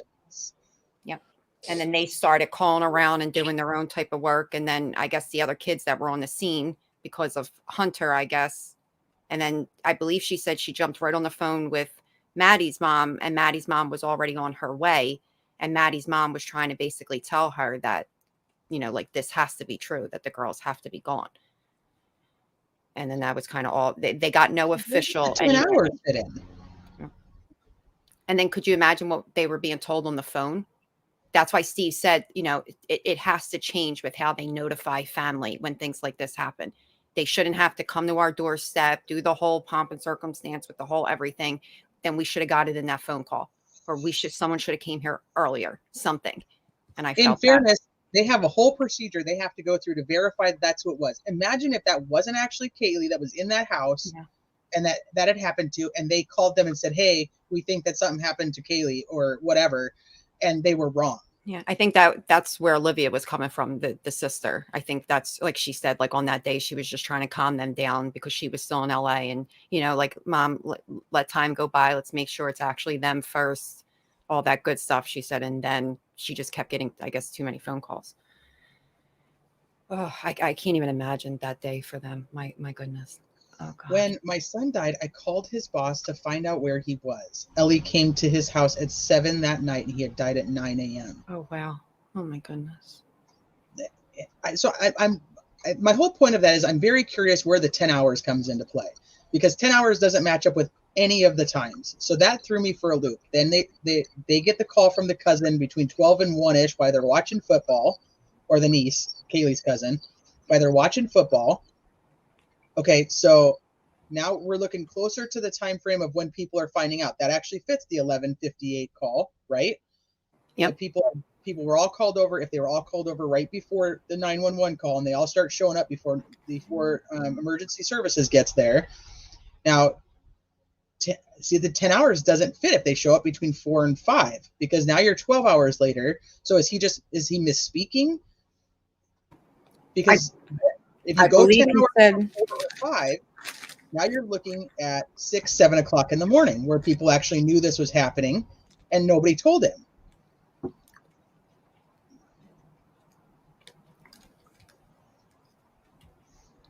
I don't know if she can hear me. Can you hear me, Jay? I can hear you. Sit. It's me. Hold on. I think I'm lagging. Give me a second. There you go. I'm good now? Yeah, I can hear you. Okay. I might have missed your last sentence on that one. I don't even know what it was. So. Why is it always me? So to me, DM isn't the only one with some judgment issues. What about BF? She could have dialed 911 and not friends first. I agree. We don't even know which one of those two roommates used their phone, or which roommate's phone it was that actually called 911. Yep. Which one woke up first? Which one woke up first? Did one contact the other? This was CDT's question earlier. Did one contact the other? Did one go wake up the other one? Were they together and they just, happened to walk into the room together? I wonder if Bethany woke up before Dylan woke Dylan back up. Dylan already being in her form of shock. They run out together in a sense, but with Dylan still being out of it, she completely, and then all it takes is one person to grab one phone, one person to grab another, however many to run in the house. I want to know what happened before those police got there. I'm not saying these children did anything wrong, or I don't know, but what happened before the police got there? We know something outside of just that killing had happened, even if it was just that half hour prior or 15 minutes prior. This is where sometimes the whole Kim situation, it bothers me, because now we do have her here with no proof, with no anything that I can go off of and actually believe. I want to. Yeah, I don't know. A lot of things in this case that make you go, So the coroner had to pronounce their death, and then they were able to be notified. Yeah, I agree with that. But that's why I'm like, I think that there's a big gap in the whole process, because they have to be able to actually say that that's the person who it is, and that's and before they start making these calls to just parents, the families, and devastation. I get that we know that Hunter is the one that called his parents, right? And just imagine, they all have their own cell phones on them too. So now they're calling the next friend, and the next friend's calling the next friend, and the next friend, and so on and so on. It was her niece that was able to get to her from just everybody, because I'm not sure if the niece either lives close by or is friends with people that are still in that college. I don't know, but it's just crazy how things travel so fast. But in this case, it would. If this managed to make its way outside, which it did, 2 surviving victims made their way outside. Again, we don't know all of the in-between, but okay, they made their way outside, and now you have a bunch of adult kids coming over to assess the situation, which happens to be a horrendous murder, like of 4 students, aka their friends, one's brother, like the chaos that have been going on. And then all these kids have emotions that they don't know how to check or control in these situations. We haven't been through anything like this, a lot have. I can only imagine what had went down. I mean, this whole thing stumps me, but when you get to this part here, a lot of things feel really wrong. And I'm not saying anything wrong, but something doesn't feel right at all. Something's being hidden for a reason. It lays between the 911 call when these girls first ran out the house to the 911 call, and then back around again. There's something all up in there. Oh, I agree. Have you guys thought about the possibility of like maybe Dylan had something in her room that she like drugs or something to hand off? I've thought about that too. I'm with you, Allie, on that one. I mean, I'm not saying that's what it is. It's just, it's possible. There's things like that. Makes sense. Yeah. Right. We don't know what was in there the night before, what they were doing or throughout that night, or if everybody kind of had access. Before.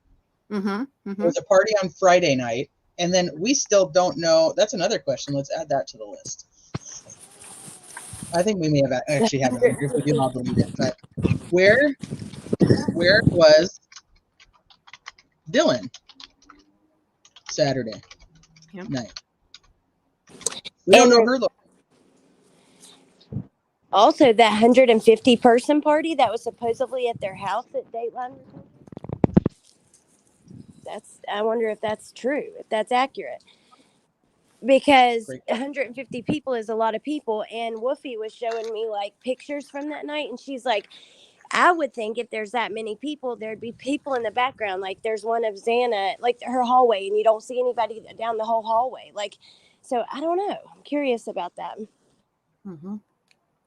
And I don't think it took them 8 hours to whatever they may have needed to clean up, get rid of, make sure police didn't find whatever. We just mean maybe from the time that these girls ran out of that house to the time that, law enforcement actually showed up. Because, I mean, clearly we can kind of go with that Dylan, we have to at this point assume that Dylan went into some type of shock and that knocked her out for those 8 hours. We have to give this girl some grace somewhere in there. Yes. Just until we know, because we don't know any definites yet. And there were a lot of things redacted around that part. So I know I personally feel a little uncomfortable digging into that. But I just think there was a good 10, 15 minutes in between all of that time where kind of what you and I are thinking, Allie, could have possibly been done, you know, like, I saw and again, some- not even just drugs. It could have been anything. It just maybe something they didn't want their families and law enforcement to know about. Right. And I saw something that was so interesting. So it was in one of those groups, and it said, you know, when people want to ask, why did she wait so long? Let me remind you about Elizabeth Smart's case. Yes. Her sister witnessed her being kidnapped, and she did not go tell her parents for a couple hours. She was scared to death that he was still there, might get her, you know, and she almost froze like that. So it's not unheard of. It's really not. And considering she's going to be the, you know, the probably one of the witnesses that convicts him. I'm with you, Michelle. I think we got to give her a little bit of grace right now. Yeah. Not that I don't have questions, but to be on the safe side. I have a shit ton of questions, and I need to know about those 8 hours. I need to know. And even in the beginning of this, I was like, listen, something is not right here. And then because I kept going on, okay, what I would do, or even what I would think my kids would do. And then I said, no, don't do that. Take yourself up out of your own ass. And then I did a little bit of research into the whole flight freeze thing after I talked to T. And I'm like, you look into that a little bit and you take yourself outside of what you think you would do. And then a little experiment was done at home to me, and they scared the shit out of me. And in that moment, I froze. I didn't know what to do. I almost passed the hell out, literally. So it almost brought me to the point where I could understand, you know, maybe what happened. 8 hours, I don't know. But I also don't know what she consumed that night. We don't know. That's the thing. We just don't know. And there's other cases of people that have done this similar thing has happened, and you don't expect that your roommate's being murdered. You might hear an attack or hear something that doesn't sound right. You're cutting out, Allie. My Wi-Fi, but yeah, there's other cases where it's happened just like this. College girls, you know. Yep. Okay, so we'll start there then. As we go through our list of questions, I'm going to ask the panel and the chat, what do you think was happening from the time of the murders to the time of the 911 call? Wait, where's that? What do you think that the roommates were doing? Why do you think it took so long? We gave ours. What do you think, Tate? Right. What's your brain going? I've gone back and forth. When I very first read the affidavit, I was very interested in why she didn't make any calls. I don't believe that she just went back in her room and went to bed. Right. There's something weird about that to me. I just don't. I don't really see that that's the case. That she just goes, oh well, okay, it went back to bed. And then I started thinking about it, and I started thinking about the whole hindsight bias and what we think should have happened based on what we know did end up happening in the house. And obviously, if you put yourself back in to that time frame, nobody's assuming that there's a bad guy in your house killing your roommates. Like that's Right. not your first instinct.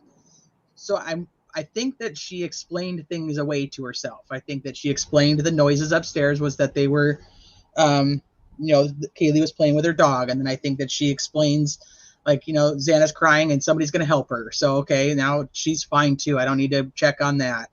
Now the guy walking by, okay, well, there's guys that walk by. Why is he wearing a mask? I don't know. That's kind of weird. Roommates do bring people home and whatnot. And there's obviously, it's a party house as it was known for. So does she just kind of explain these things away and then goes back to sleep? And maybe, I guess it's possible. Mm-hmm. But that was not my first instinct at all. My first instinct is something's wrong.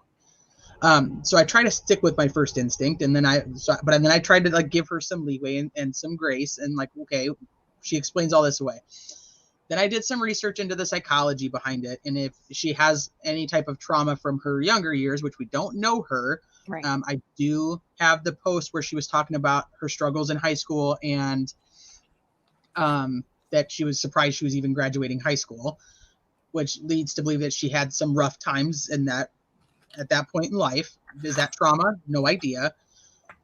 So then I go, okay, was it trauma induced and she was triggered by something that's happened? And your brain is amazing at tricking yourself. I don't know. I'm definitely not an expert in that area, so I don't want to speak like I am, because I'm not. But it has the ability to kind of mask a lot of things that are actually happening. It definitely does. It moves things around the different compartments of your brain, and it puts things in a safer place for you. So you become, so you go into this place of comfort, so they say. Where I question that is, okay, then once you get yourself to the place of comfort, then what do you do? Is that when you rise and make your phone calls to the police? Like, how does that go? You know, that, yeah. So I'm not sure. I go back and forth. I definitely still question it. It doesn't make sense. Them sleeping till 11 is not really a big deal to me. Yeah, I mean, shoot, I'm a night person as it is in my life in my 40s, and not to mention my 20s. That's totally different. I don't have any issue with them sleeping, until 11. I believe that the friends were called around in the 11 o'clock hour.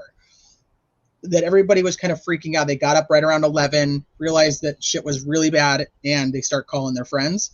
And I think that's just a dumb response to what they were actually seeing. And I know people are like, well, just call 911. Right. I kind of see why they would call their friends, like something's wrong, but we don't know what it is. Call the people that you're closest to.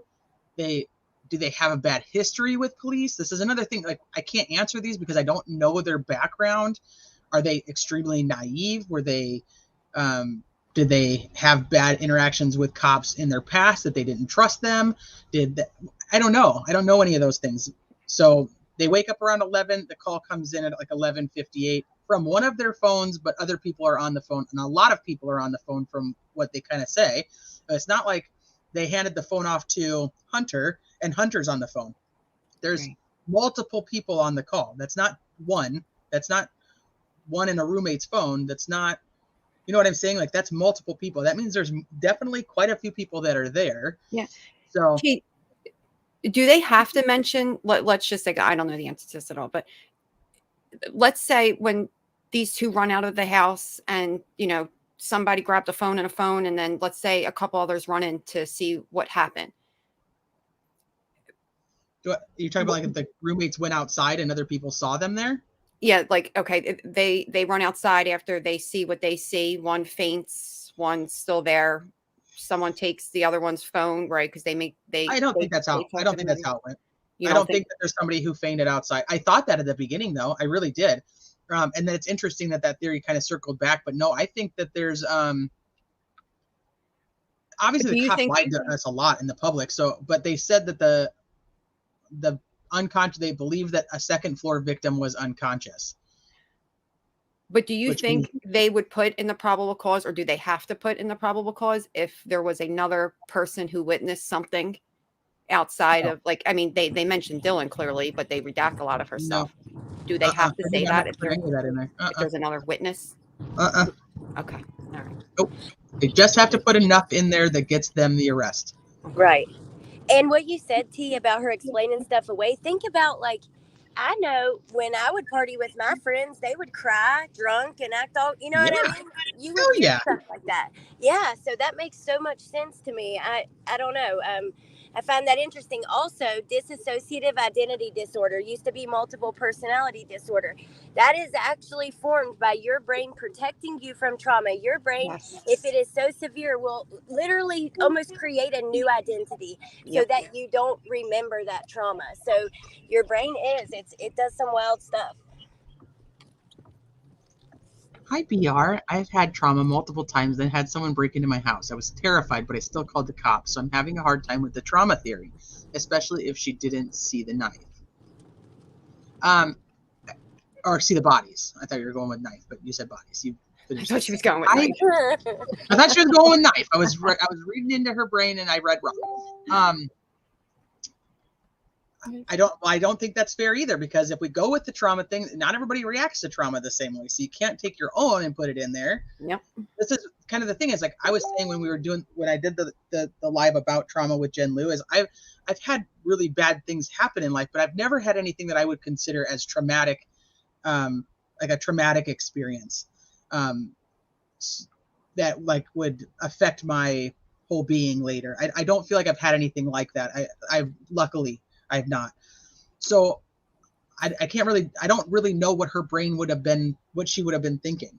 Is there drugs? That's possible too. A lot of people think there was drugs in the house and that they had to get rid of the drugs.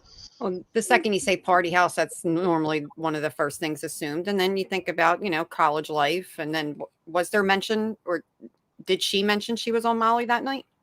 Or was that something that No, that's something that people have kind of brought up. Oh, okay. All right. I was going to say, because if she mentioned that might have not helped it either when she was giving her statements to the police. Oh, wow. They have not said who called 911 yet. Nope. We don't even know which one of their phones called. I know. I'm sorry. Someone left a comment on my channel that they hid under their bed in a similar type of incident for hours.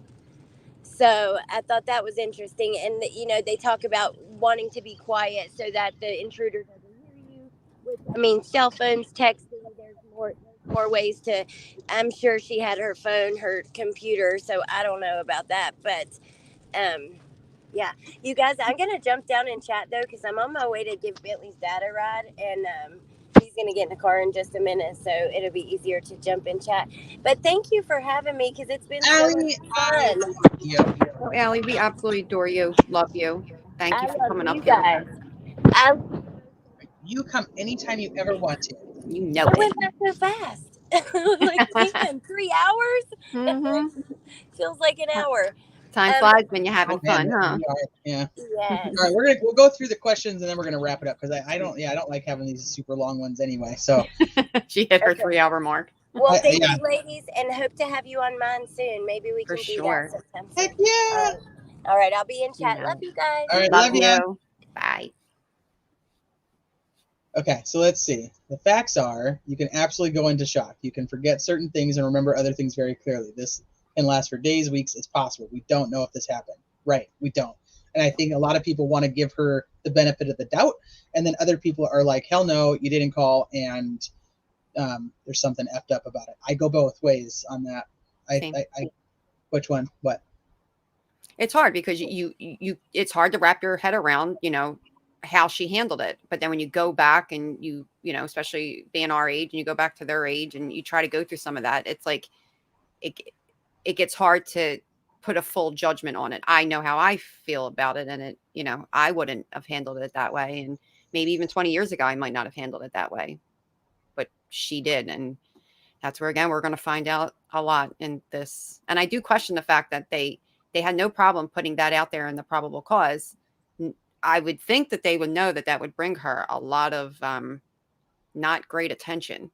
So I question why they did that. And then did Bethany not see a thing? Did Bethany not have, I just don't understand. I don't know. Why do the probable cause with just Dylan, knowing that it could go the direction that it's going? Well, I think because Bethany's statement, in my opinion, is going to become more down the road, because her statement is going to have to do with the after versus she didn't actually see him. So she doesn't see him. If she doesn't hear him, I know there's that whole rumor going around that one of the roommates told them to shut the fuck up. We don't know if that's true. And if it is true, we don't know which roommate said it. Right. So, all right, so let's go through. So you guys in chat, let me know what you think. Hi, Southern Sass. Ooh, hello, baby.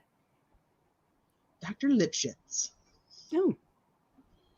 Bethany's phone records were used. I think all their phone records were used. So I just don't think it was necessary in the probable cause affidavit to put it all in there. But we're going to see it all coming, down the road. Hi, Crime Sleuthing. What's in the PCA is the bare bones. We'll see the whole story in trial, and I bet there was a good reason for shock. They had to include her seeing him to be able to include the footprint. I do think that I think that's basically accurate. I think that they also wanted to include her statement or parts of her statement, because once again, that's not her whole statement. Right. I think that they wanted to include that because it leads up to what happened versus what the aftermath was. which is where Bethany's is going to come into play, in my opinion. And Delana, they used everybody's phones. Everybody's phones were involved in that whole thing. Okay, let's see. Okay, so why this house? Why these victims? Now, we'll try to make this one as simple. Do we think that one of the girls or two of the girls were the targets? If you think it was Ethan, you can say that too.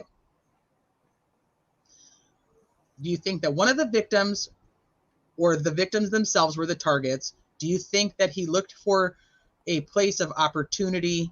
Like, why this house? Why these victims? I think he was more not so much on the house, but I think he had his own encounter with Maddie, possibly Xana. And again, this could change next week. Just saying. Shmita, you think it was revenge bullying? Do you think that these girls or victims were bullying him, or do you think it was revenge, like take it out on people who reminded him of somebody who used to bully him?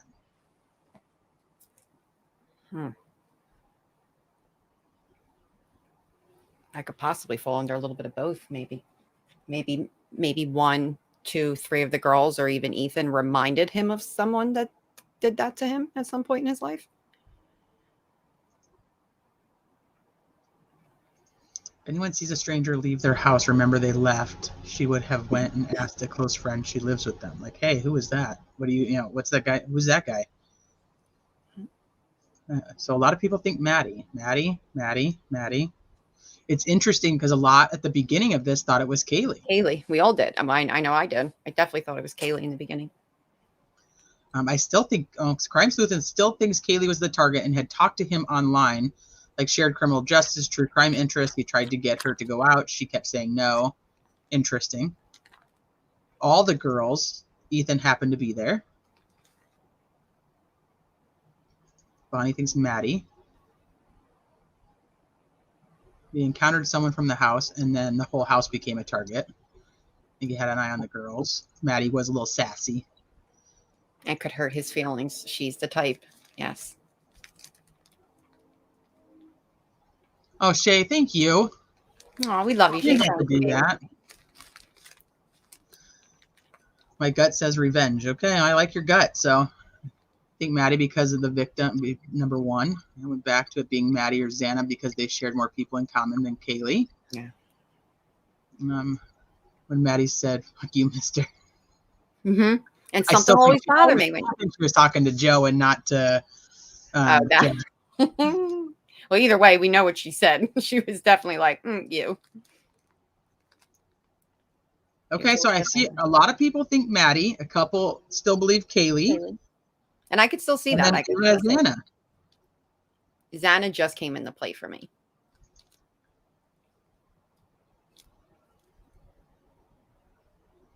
Yeah, see, this was a thought that I had at the beginning of this too, was that this whole tattoo and then the order of the things that are read in the in his hearing, it's KMXE.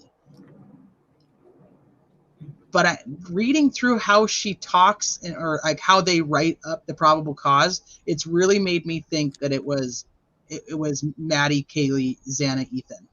Yeah. Okay, is she listed first? Well, we can look. Is it going to be in this one? I wonder if it is, or because I don't think his charges are on here. I don't think I have his charging document. I'm curious if any of his old friends who possibly over time, as they look throughout some of the stuff and maybe even get to see a little bit of Maddie's personality. MKXE, Maddie, Kaylee, Xana, Ethan. MKXE. Oh, yeah. I wonder if they'll start like aligning traits that maybe Maddie had with maybe some of the girls that they had went to high school with, that maybe they remember maybe picking on him, or maybe I know he really didn't have a girlfriend or anything, but let's say he had a hidden one or something, or a crush.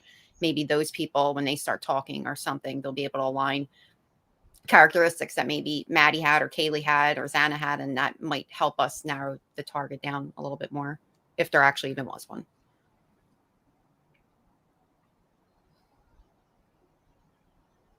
Okay, so how many of you guys think that the house was the target, that he found a house that was easily accessed, was really dark, and just housed the type of victims that he wanted.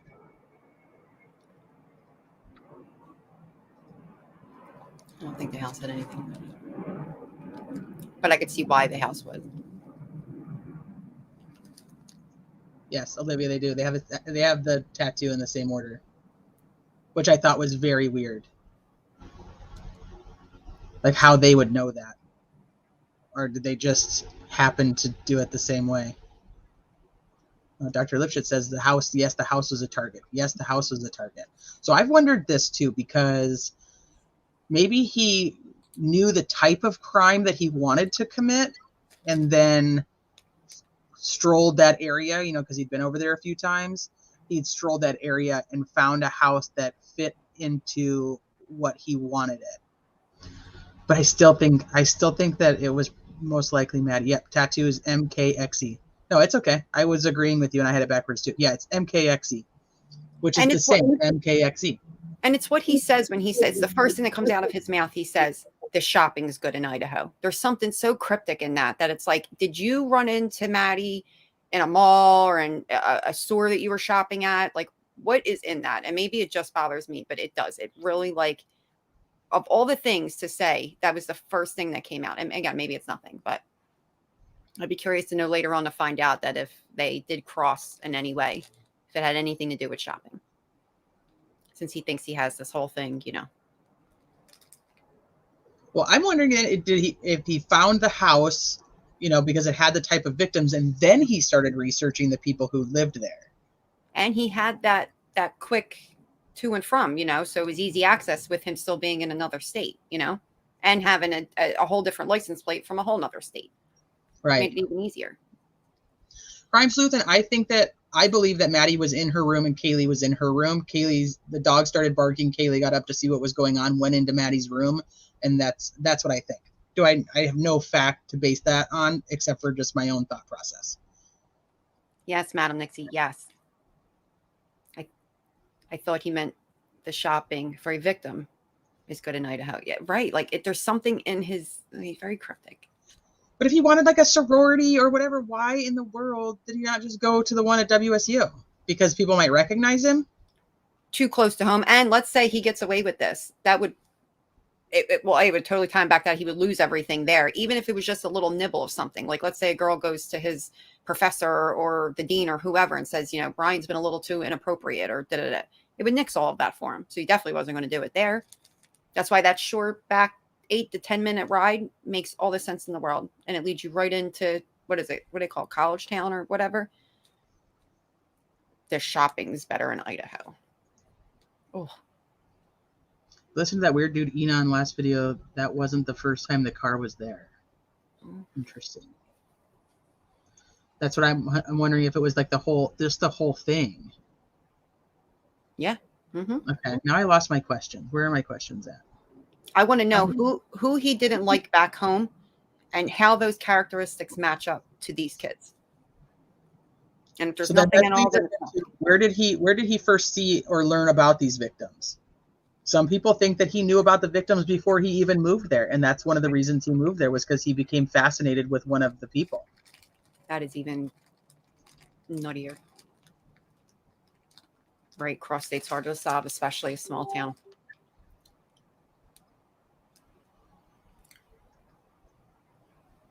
Look at his dad's police video when they got pulled over, and look at his dad's face, defensive ones on the corners of the mouth and marks by his right ear.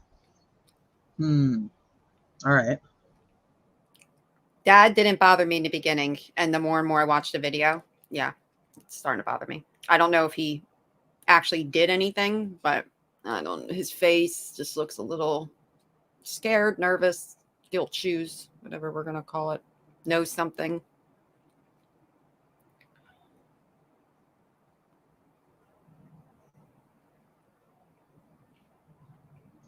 Wasn't letting me switch that comment.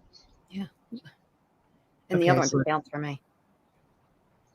Did Kaylee ask, is somewhere here or say someone is here before she entered Maddie's room? That would have gave Brian an advantage to attack her. Possible, if that was her that was saying it. Mm-hmm. Mm-hmm. I And don't even know if let's say, that's something we'll ever actually know now. let's say Maddie wasn't the target, and because he heard that, it made him run upstairs, maybe. Mhm. Okay, so why no statement from Bethany? I think that we kind of covered that because there is a statement from her that's talked about, but we don't have it, which is most likely because it's going to show the aftermath, not needed for an arrest because it didn't have anything to do with their arrest, right? Yep. Anybody think differently on that? We'll stick with it for just a minute so I can see your comments if you do.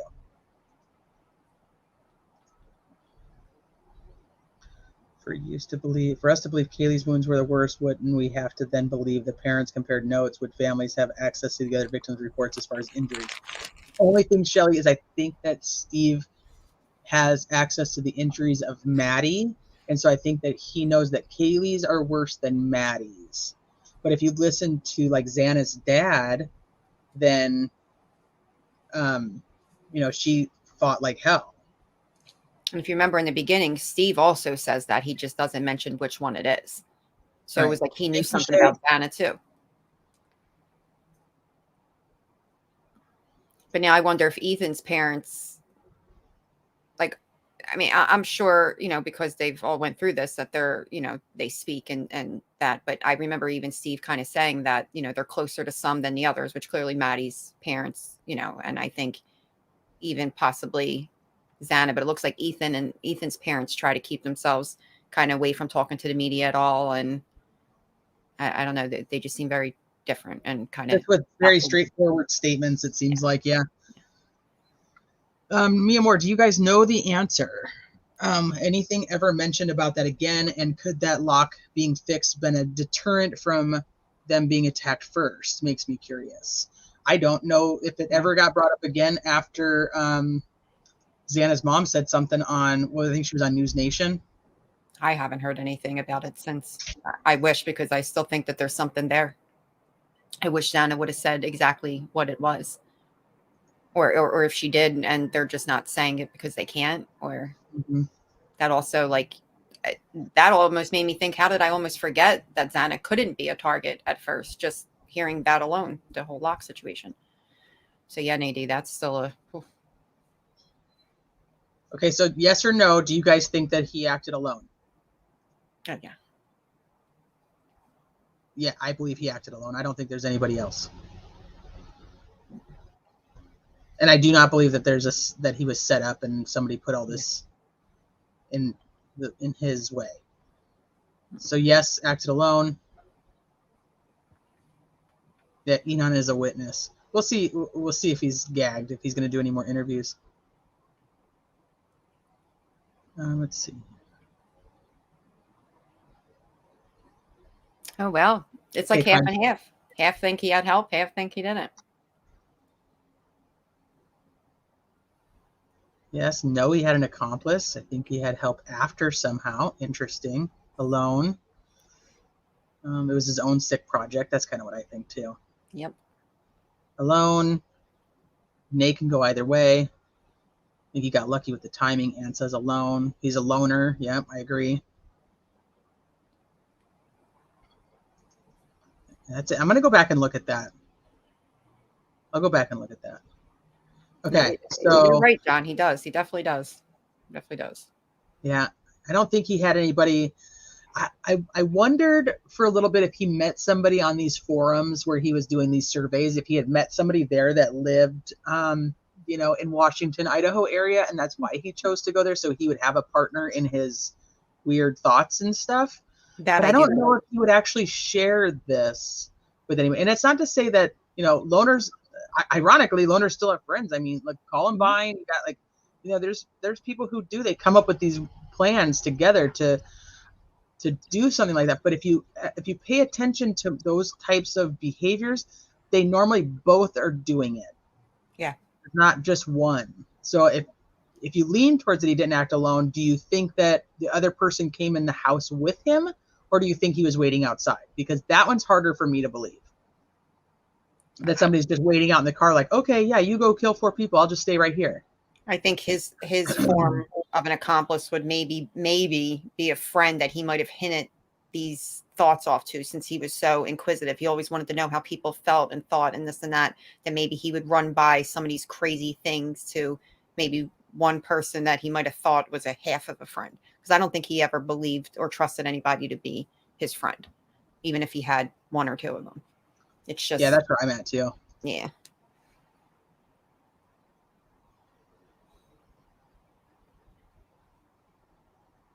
That's a good theory, Clyde. I hope. Yeah. And he went. Okay, so let's see what else we got. Does anybody think that he did get hired by Pullman PD?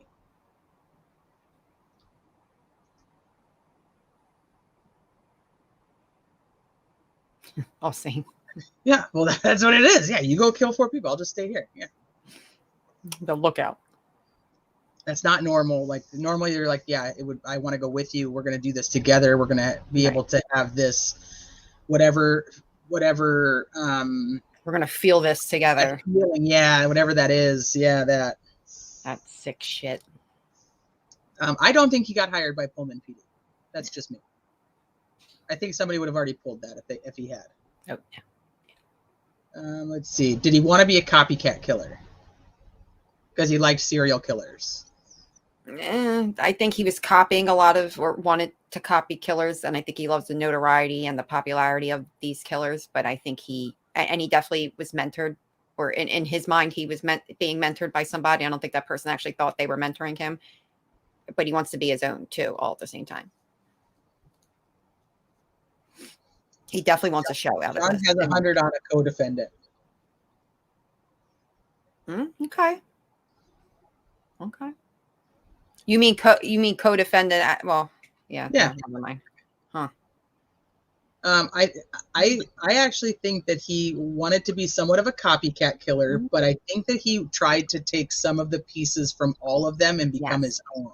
Yes. There you go. Right there. That's what I think. I don't think that there was one that he idolized that was like the one he wanted to be like. I think that he thought that he could put their stuff together and be better.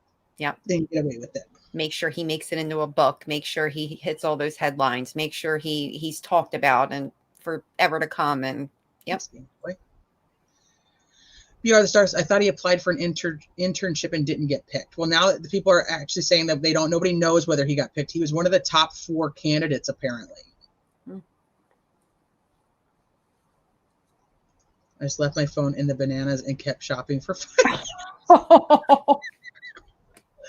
Oh, that's awesome, Allie. That's a good place for it. The bananas. The whole thing was a challenge to himself, for himself, to prove himself to himself. That is perfectly said, in my opinion.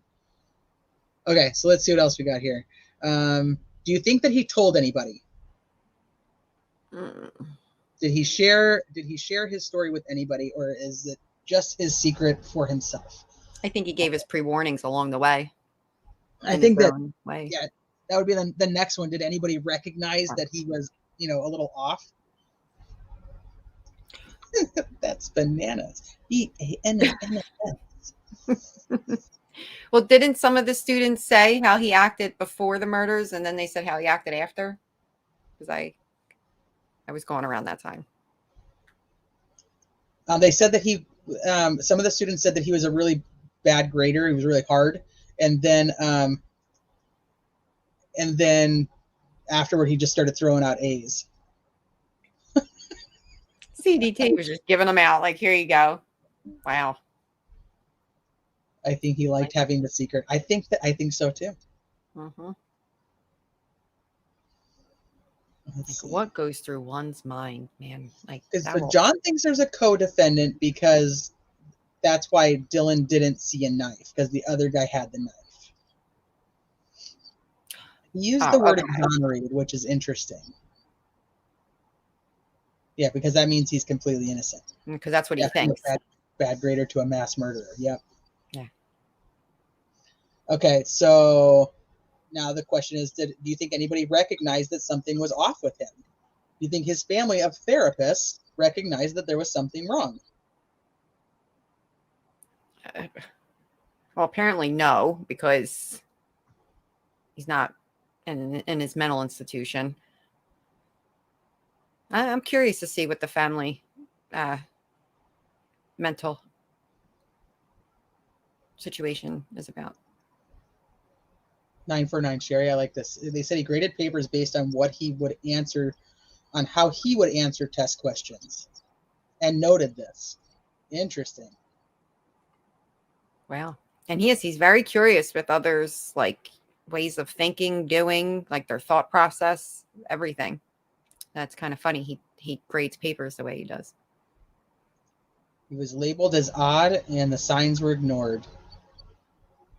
Family in denial. For sure. For sure. I'm very curious what the family maybe thought about him once he was home. Oh, I wonder, like when he went home for the holidays? Mhm. That's a good question. Like, what was there this crazy shift in their child that they were able to really pick up, or did he come home fine? I mean, clearly he's cleaning out his car at 4 a.m. and throwing stuff in the neighbor's trash, but was his parents sleeping? Did they even see any of that? Like, Erica Gray, how do you know that? How do you know which part, honey? Yeah. I don't know which one you're saying. Right now, we don't know. These are all of our questions, and we're just speculating on the answers. So I'm assuming that you're talking about one of our answers. Not sure. Let me know, though. There's a reason that psych is a family thing. Yeah, it's weird that they're all like in therapy or like therapists or involved in it. Yep. He had to give off weird vibes. But then there's like his ex-coworker was saying, that he was just kind of normal and just came to work and did his own thing. And well, but again, we're all different. So maybe what's normal to somebody may be odd to another. So maybe his behavior to one might be odd, and maybe his behavior to another is normal. Or he was just like such an average. He was just average. He just did average things, and they didn't interact with him enough to see anything odd, and they didn't interact with him enough to see anything like big. You know what I mean? Yeah. I'm not against that. He does not have that one. I don't know if we're going to call him a friend, but he's got that one person that shares some of his stuff with, and maybe not tells him all of the details and all the things that he's done, but that he feels comfortable enough talking some of his psychological things too, like, all his whys and things like that. I'm sure there's a person they talk somewhat to. Where's that? Is his name John Shark? Who's the guy with the one that's betting $100? Yeah. Yeah. John Shank. John Shank. Hold on, John Shank. Hey, Breakfast. Welcome. Oh, thanks, Breakfast. The whole family acts kind of weird. Most of the people that have talked about even knowing Brian did talk about both of his parents, and I would say most or all but one guy all said that his parents were very kind and and very nice. That's all I've heard. The one guy said that his dad was a hard ass. Like that's me paraphrasing, so take that for what you want. Deetra, I have not seen any. There's no kids involved that I could see. They don't have either. Neither one of them have kids.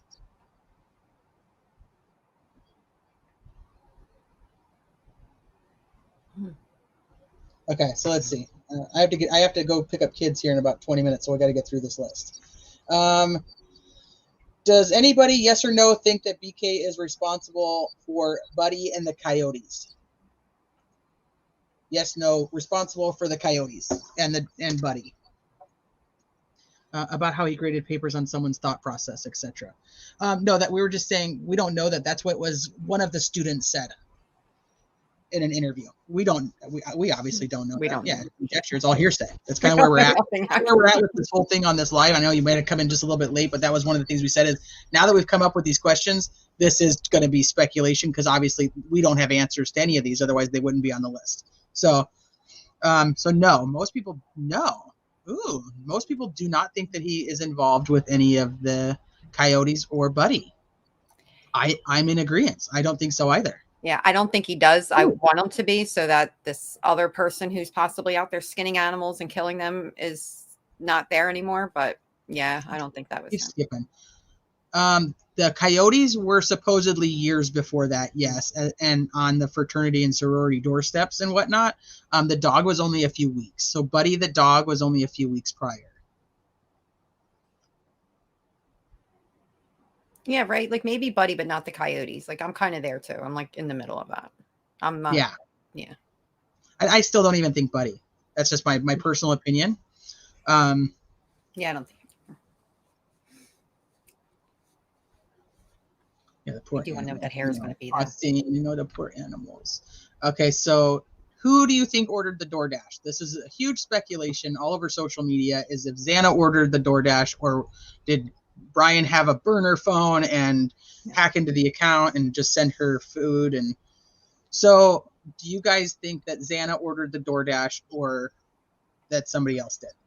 If Xana didn't, Ethan did, but in my opinion, it wasn't Brian or or maybe that's where his accomplice comes in at. I don't know. His co-defendant, Mr. Shark. Is a co-defendant? John, is that where the co-defendant comes in? Help me out. That's too complicated. I know. I'm very much in the. Things are typically on the simplest side. Not everything is a conspiracy. Not everything is twisted. Not to say that there's not those things out there, because I absolutely believe that there are. Oh, but yeah. this whole like busted into the DoorDash app and with a burner phone and had the food ordered. I don't know. That's a lot.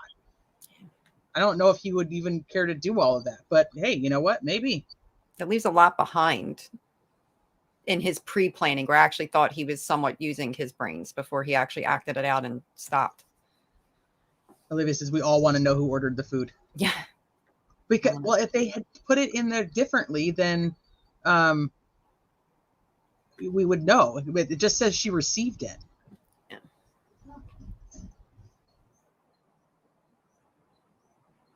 Yeah, what? I wouldn't want people at my house at 4 a.m. I don't know, but I really did like Jack in the Box after a good night of drinking, I'll tell you. But we don't even know it was Jack in the Box. That's the other thing. We don't even know what food it is. Right. That's now not even concrete that was the actual picture, that was the actual food. That's where she actually ordered from. Okay, so let's see. Who believes that this was the first time that he killed? Oh, I believe so. He thought about it a million times, but this is like the first act, I think. First time that he killed, or do you think that he would have killed again?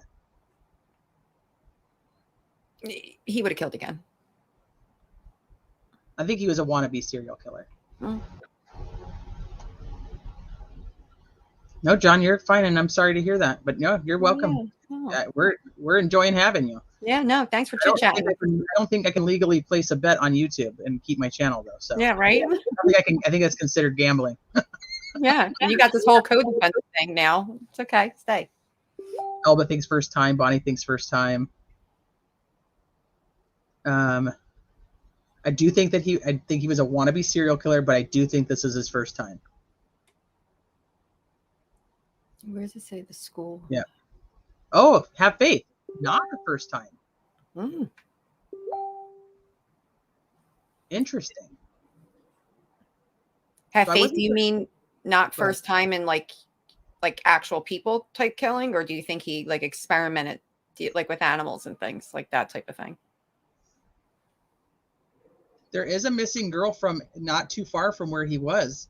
I was looking at that with Britt and Mallory too. Yeah. There is the Jack in the Box bag that's on the counter. I just am so I'm not sold that it was from that night. I'm not sold that it wasn't from that night. I don't know. Let's see. Both people and animals, have Faith said. Okay.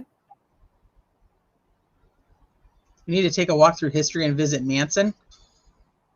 Oh, I can't do that I looked again. into Manson a little bit.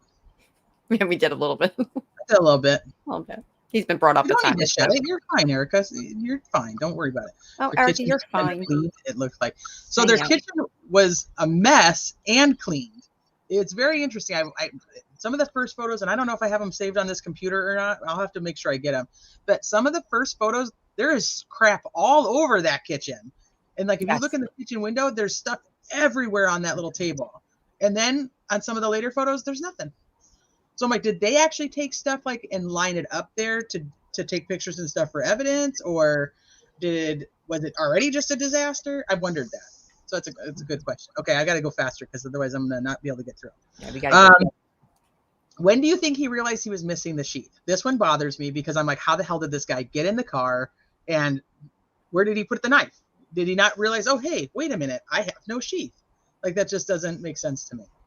So he threw that sucker in a plastic bag with his bloody clothes and did whatever he had to do in that car and left that sucker on purpose. I can't help it. he wanted to kill every girl in that house, but Ethan surprised him. That's very possible. I agree. So when do you think he realized it when he got in the car? Why didn't he go back in?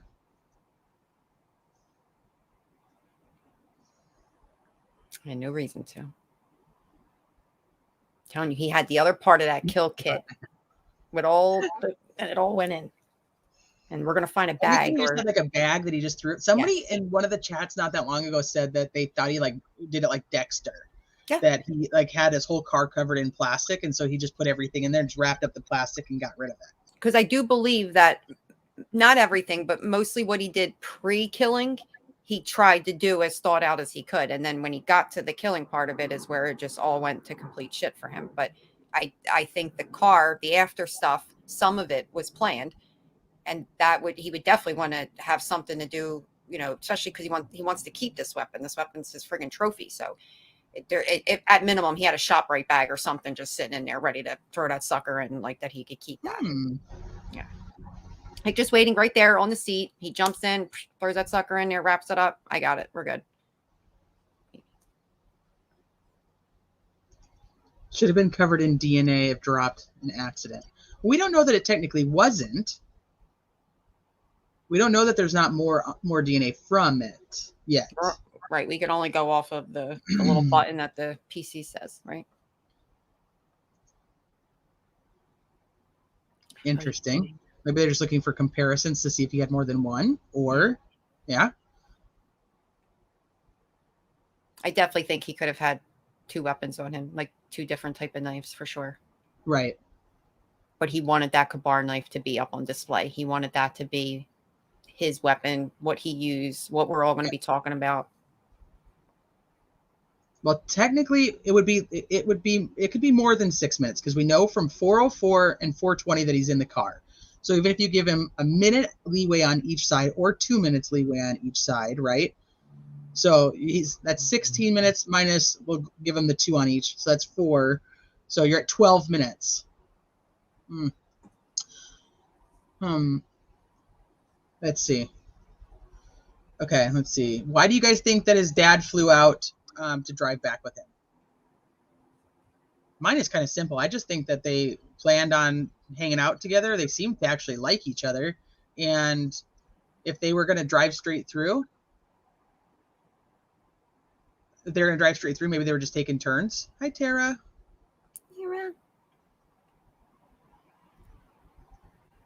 Hi, Peyton. Peyton's back. I know everybody's coming back like, oh my gosh, you're still on. I know, because this is way longer than I ever like to go live. But I wanted to get through all these as fast as we can. We're going to love these questions later. Promise. Hi, Candy Cane.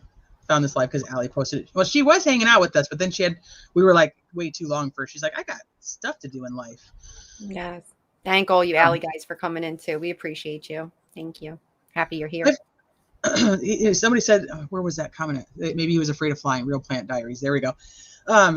Which I wondered because one of the quote unquote leaks was that he was like nervous on the flight on the way back. And he could be nervous because he was getting arrested or. I would totally go fly with if my kids would let me, I'd totally go. I don't care how old they were. And my parents would do the same. So for me, I guess it's not that weird because my dad, if I wanted to do it right now at 43 years old, my dad would be like, all right, let's go. I'm baby, but to an extent. They're going to be like, get your ass on that plane. You got there, now get home. Like, no. Like, no. Let's see. How long was Bethany at the frat party?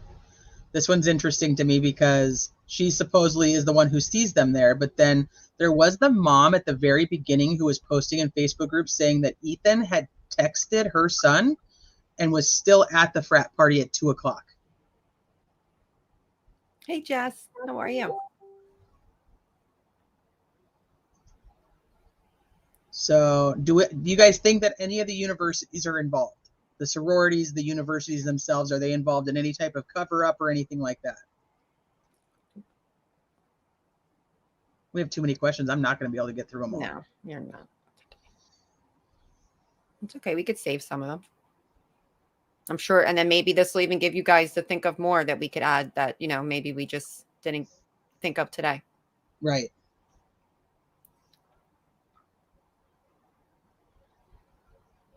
I'm going to read through. I'm going to get some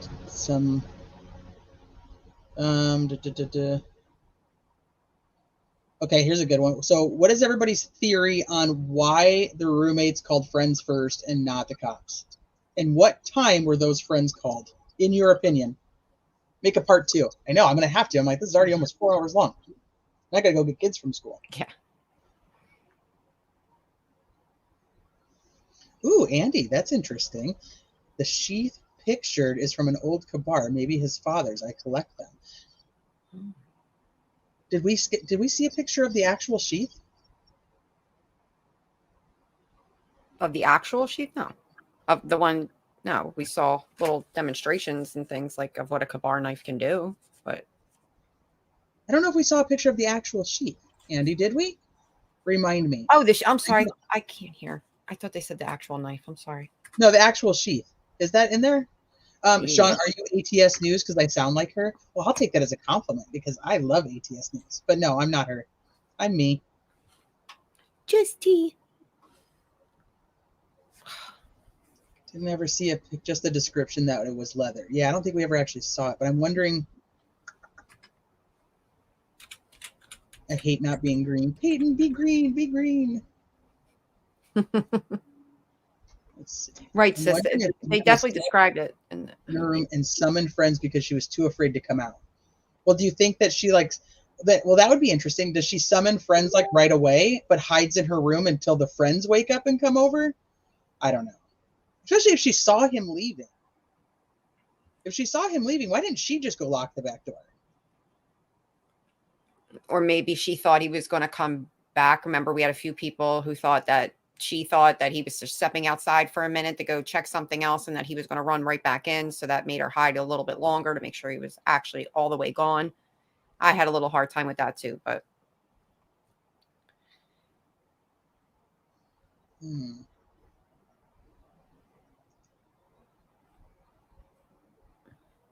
Maybe he did have a second knife. Oh, wait, you know what? Shelley said that the probable cause had the picture of the sheath. I think she's right. I forgot about that. We saved that. Well, that's what I was wondering. I was like, wait a minute. Here, let's look. I got so confused.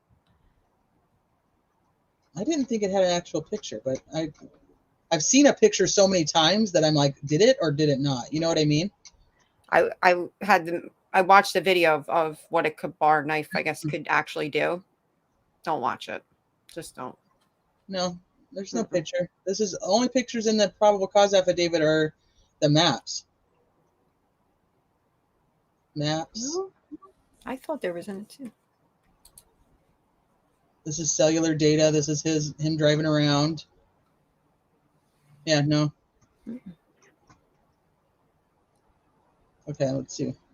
We've looked at so many things. Maybe we just saw somebody pull something up and we assume that that's what it was. Yeah, so I'm like, wait a minute. I've seen a picture of so many sheets, and I'm like, maybe. Let's see. What other big ones? You guys can see the questions. What other big ones do you guys have answers to? What time was the first call to friends? That's a big one for me. This is one of my main questions. Is what time was that call made to the friends? Boom, right there. Right there. Yep. That's probably one of my biggest questions because I think it's a little after 11. Probably about 11:15 is what I think.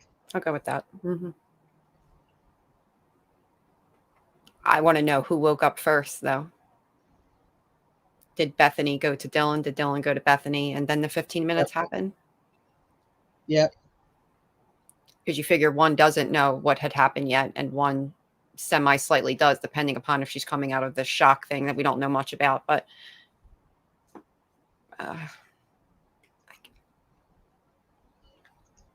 how many times did he drive home alone? My question, how many times did he drive home alone before that day? Like going from Washington back to PA. by himself I'd without be needing surprised if he daddy. actually ever had. If he just moved there in August, he probably never had been back. Yeah. It'd be a better question would be, how did he get his car out there? Who drove with him out there? Did his dad drive out there with him and then fly home? Now, if his dad did that, it would make a little bit more sense for me, because I guess that's just the type of parent he has. But Oh, the bloody footprint. All right, let's talk about that. That'll probably be the last thing that we can cover. The bloody footprint. Why is there only one? And why wasn't it recognized when they initially entered the scene? Why did it take them going back and having to use Amido Black to find it? I mean, for me, it was, there were, now I didn't see a picture of any of this, and I was on my little break at that point, but was there other footprints and that they had to isolate this particular footprint? They only discussed the one footprint and the probable cause. And that's it? That might be why.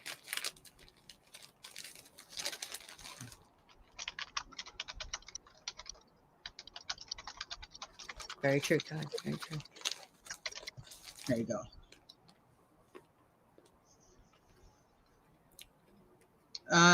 Does it say a bloody footprint? It says that there is a footprint, but the Amido Black would be used. Let's go find it. Let's look at it. Does it say shoe? No, let's not going to do that one. How about, I know it said vans. No, van? No. Doesn't want me to find that? I thought it said van. Maybe it's not going to search it.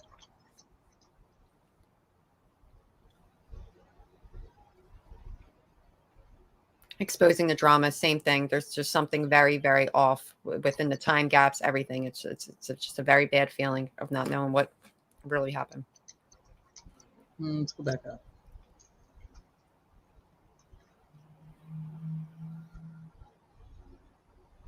Olivia L seems like someone tried cleaning up the footprint. That's why it's faint. Was it a left or a right footprint? I don't even remember where it's at in here. Oh, thank you, Punksy. We love you. Here we go. A latent shoe print. This was located during the second processing of the crime scene by the ISP forensic team by first using a presumptive blood test and then Amino Black. And it's Amido. It's not amino. That's a typo. It does have amino acid in it, but it's Amido Black. So yes, it was a bloody footprint. So a presumptive blood test comes up positive. They use Amido Black. The reason I think that it isn't, see, there's vans in here. I knew it said vans. The reason that it wouldn't necessarily show up is because they had hardwood floors. And depending on how porous those are, hi, Wolfie.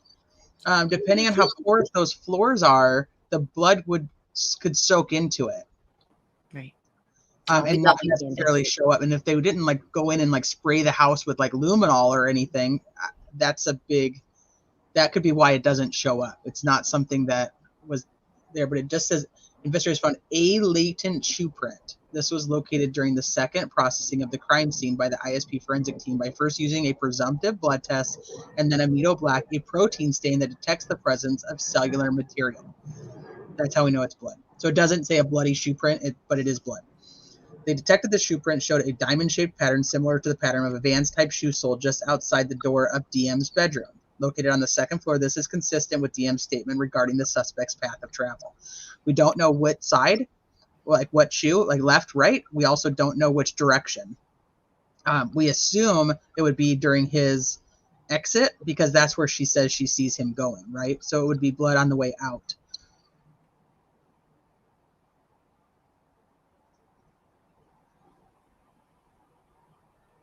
Let's see. She was in her room the whole time with the door allegedly closed. She doesn't know who else could have been in that house. I don't know if you're talking about Dylan or Bethany, though. My opinion, could have been anyone's shoe print that walked through that house before Ellie got there. Possible. The only thing is that I will say, they know all the people that were there, right? Well, they should know all the people that were there. They would have matched any of their shoes to this footprint. And then if this doesn't match any of their shoe sizes, or any of those shoes don't have blood on them, then they'd be pretty easy to rule out. So I know, like, because people talk about, like, you can see a bunch of bands coming out in like the bags from the girls, but the shoe size is going to matter. We don't know that there's only one. All we know is that in the probable cause, they only list one. Now, could that be because they want to keep the rest to themselves? I don't know. It would be interesting to me that there is only one, because the blood would have to have been on the shoe the entire time that he would have walked. If it is during the exit, it would have had to have been the entire time on the shoe, the entire time he walked towards the exit, right? From Xana's room to the exit. Not leaving any other blood there would be very surprising to me. Now, if it's coming down and towards you, you would assume that, once again, still has to carry that blood on that shoe from upstairs down. And you'd think you'd have more on the stairs. If there's only one right there, that's very odd. That'd be very odd, but it's possible. I just don't think so. I don't think that's the probable answer. So, all right, it is now 2:01. I have to go pick up children from school. I have so many more questions that I want to go over, and you guys are amazing. Like, you guys have stuck it out for 4 hours hanging out here with us, going over all these. Thank you. I don't even know what else to say, but thank you. We came up with questions. We even got through some of them. There's going to be more to come, I'm sure. Drop your questions. We want them. We want to try and sort out all the information possible. You know, Teresa will bring as much facts as she possibly can and will help. Yeah, a little bit, Ellie. It's a big hot flash in here. But it is. It's like 400 degrees back here because the heat's up so high. But thank you guys so much, because those questions were awesome, and we're going to come back to these questions later. And if we're you going guys come up with, if you come up with more questions, put them in the comment section under the video, and I can add them if, like, there's, or if I happen to have an answer, I can answer them. Which most of these, obviously, we don't have answers for. Who actually found the first victim?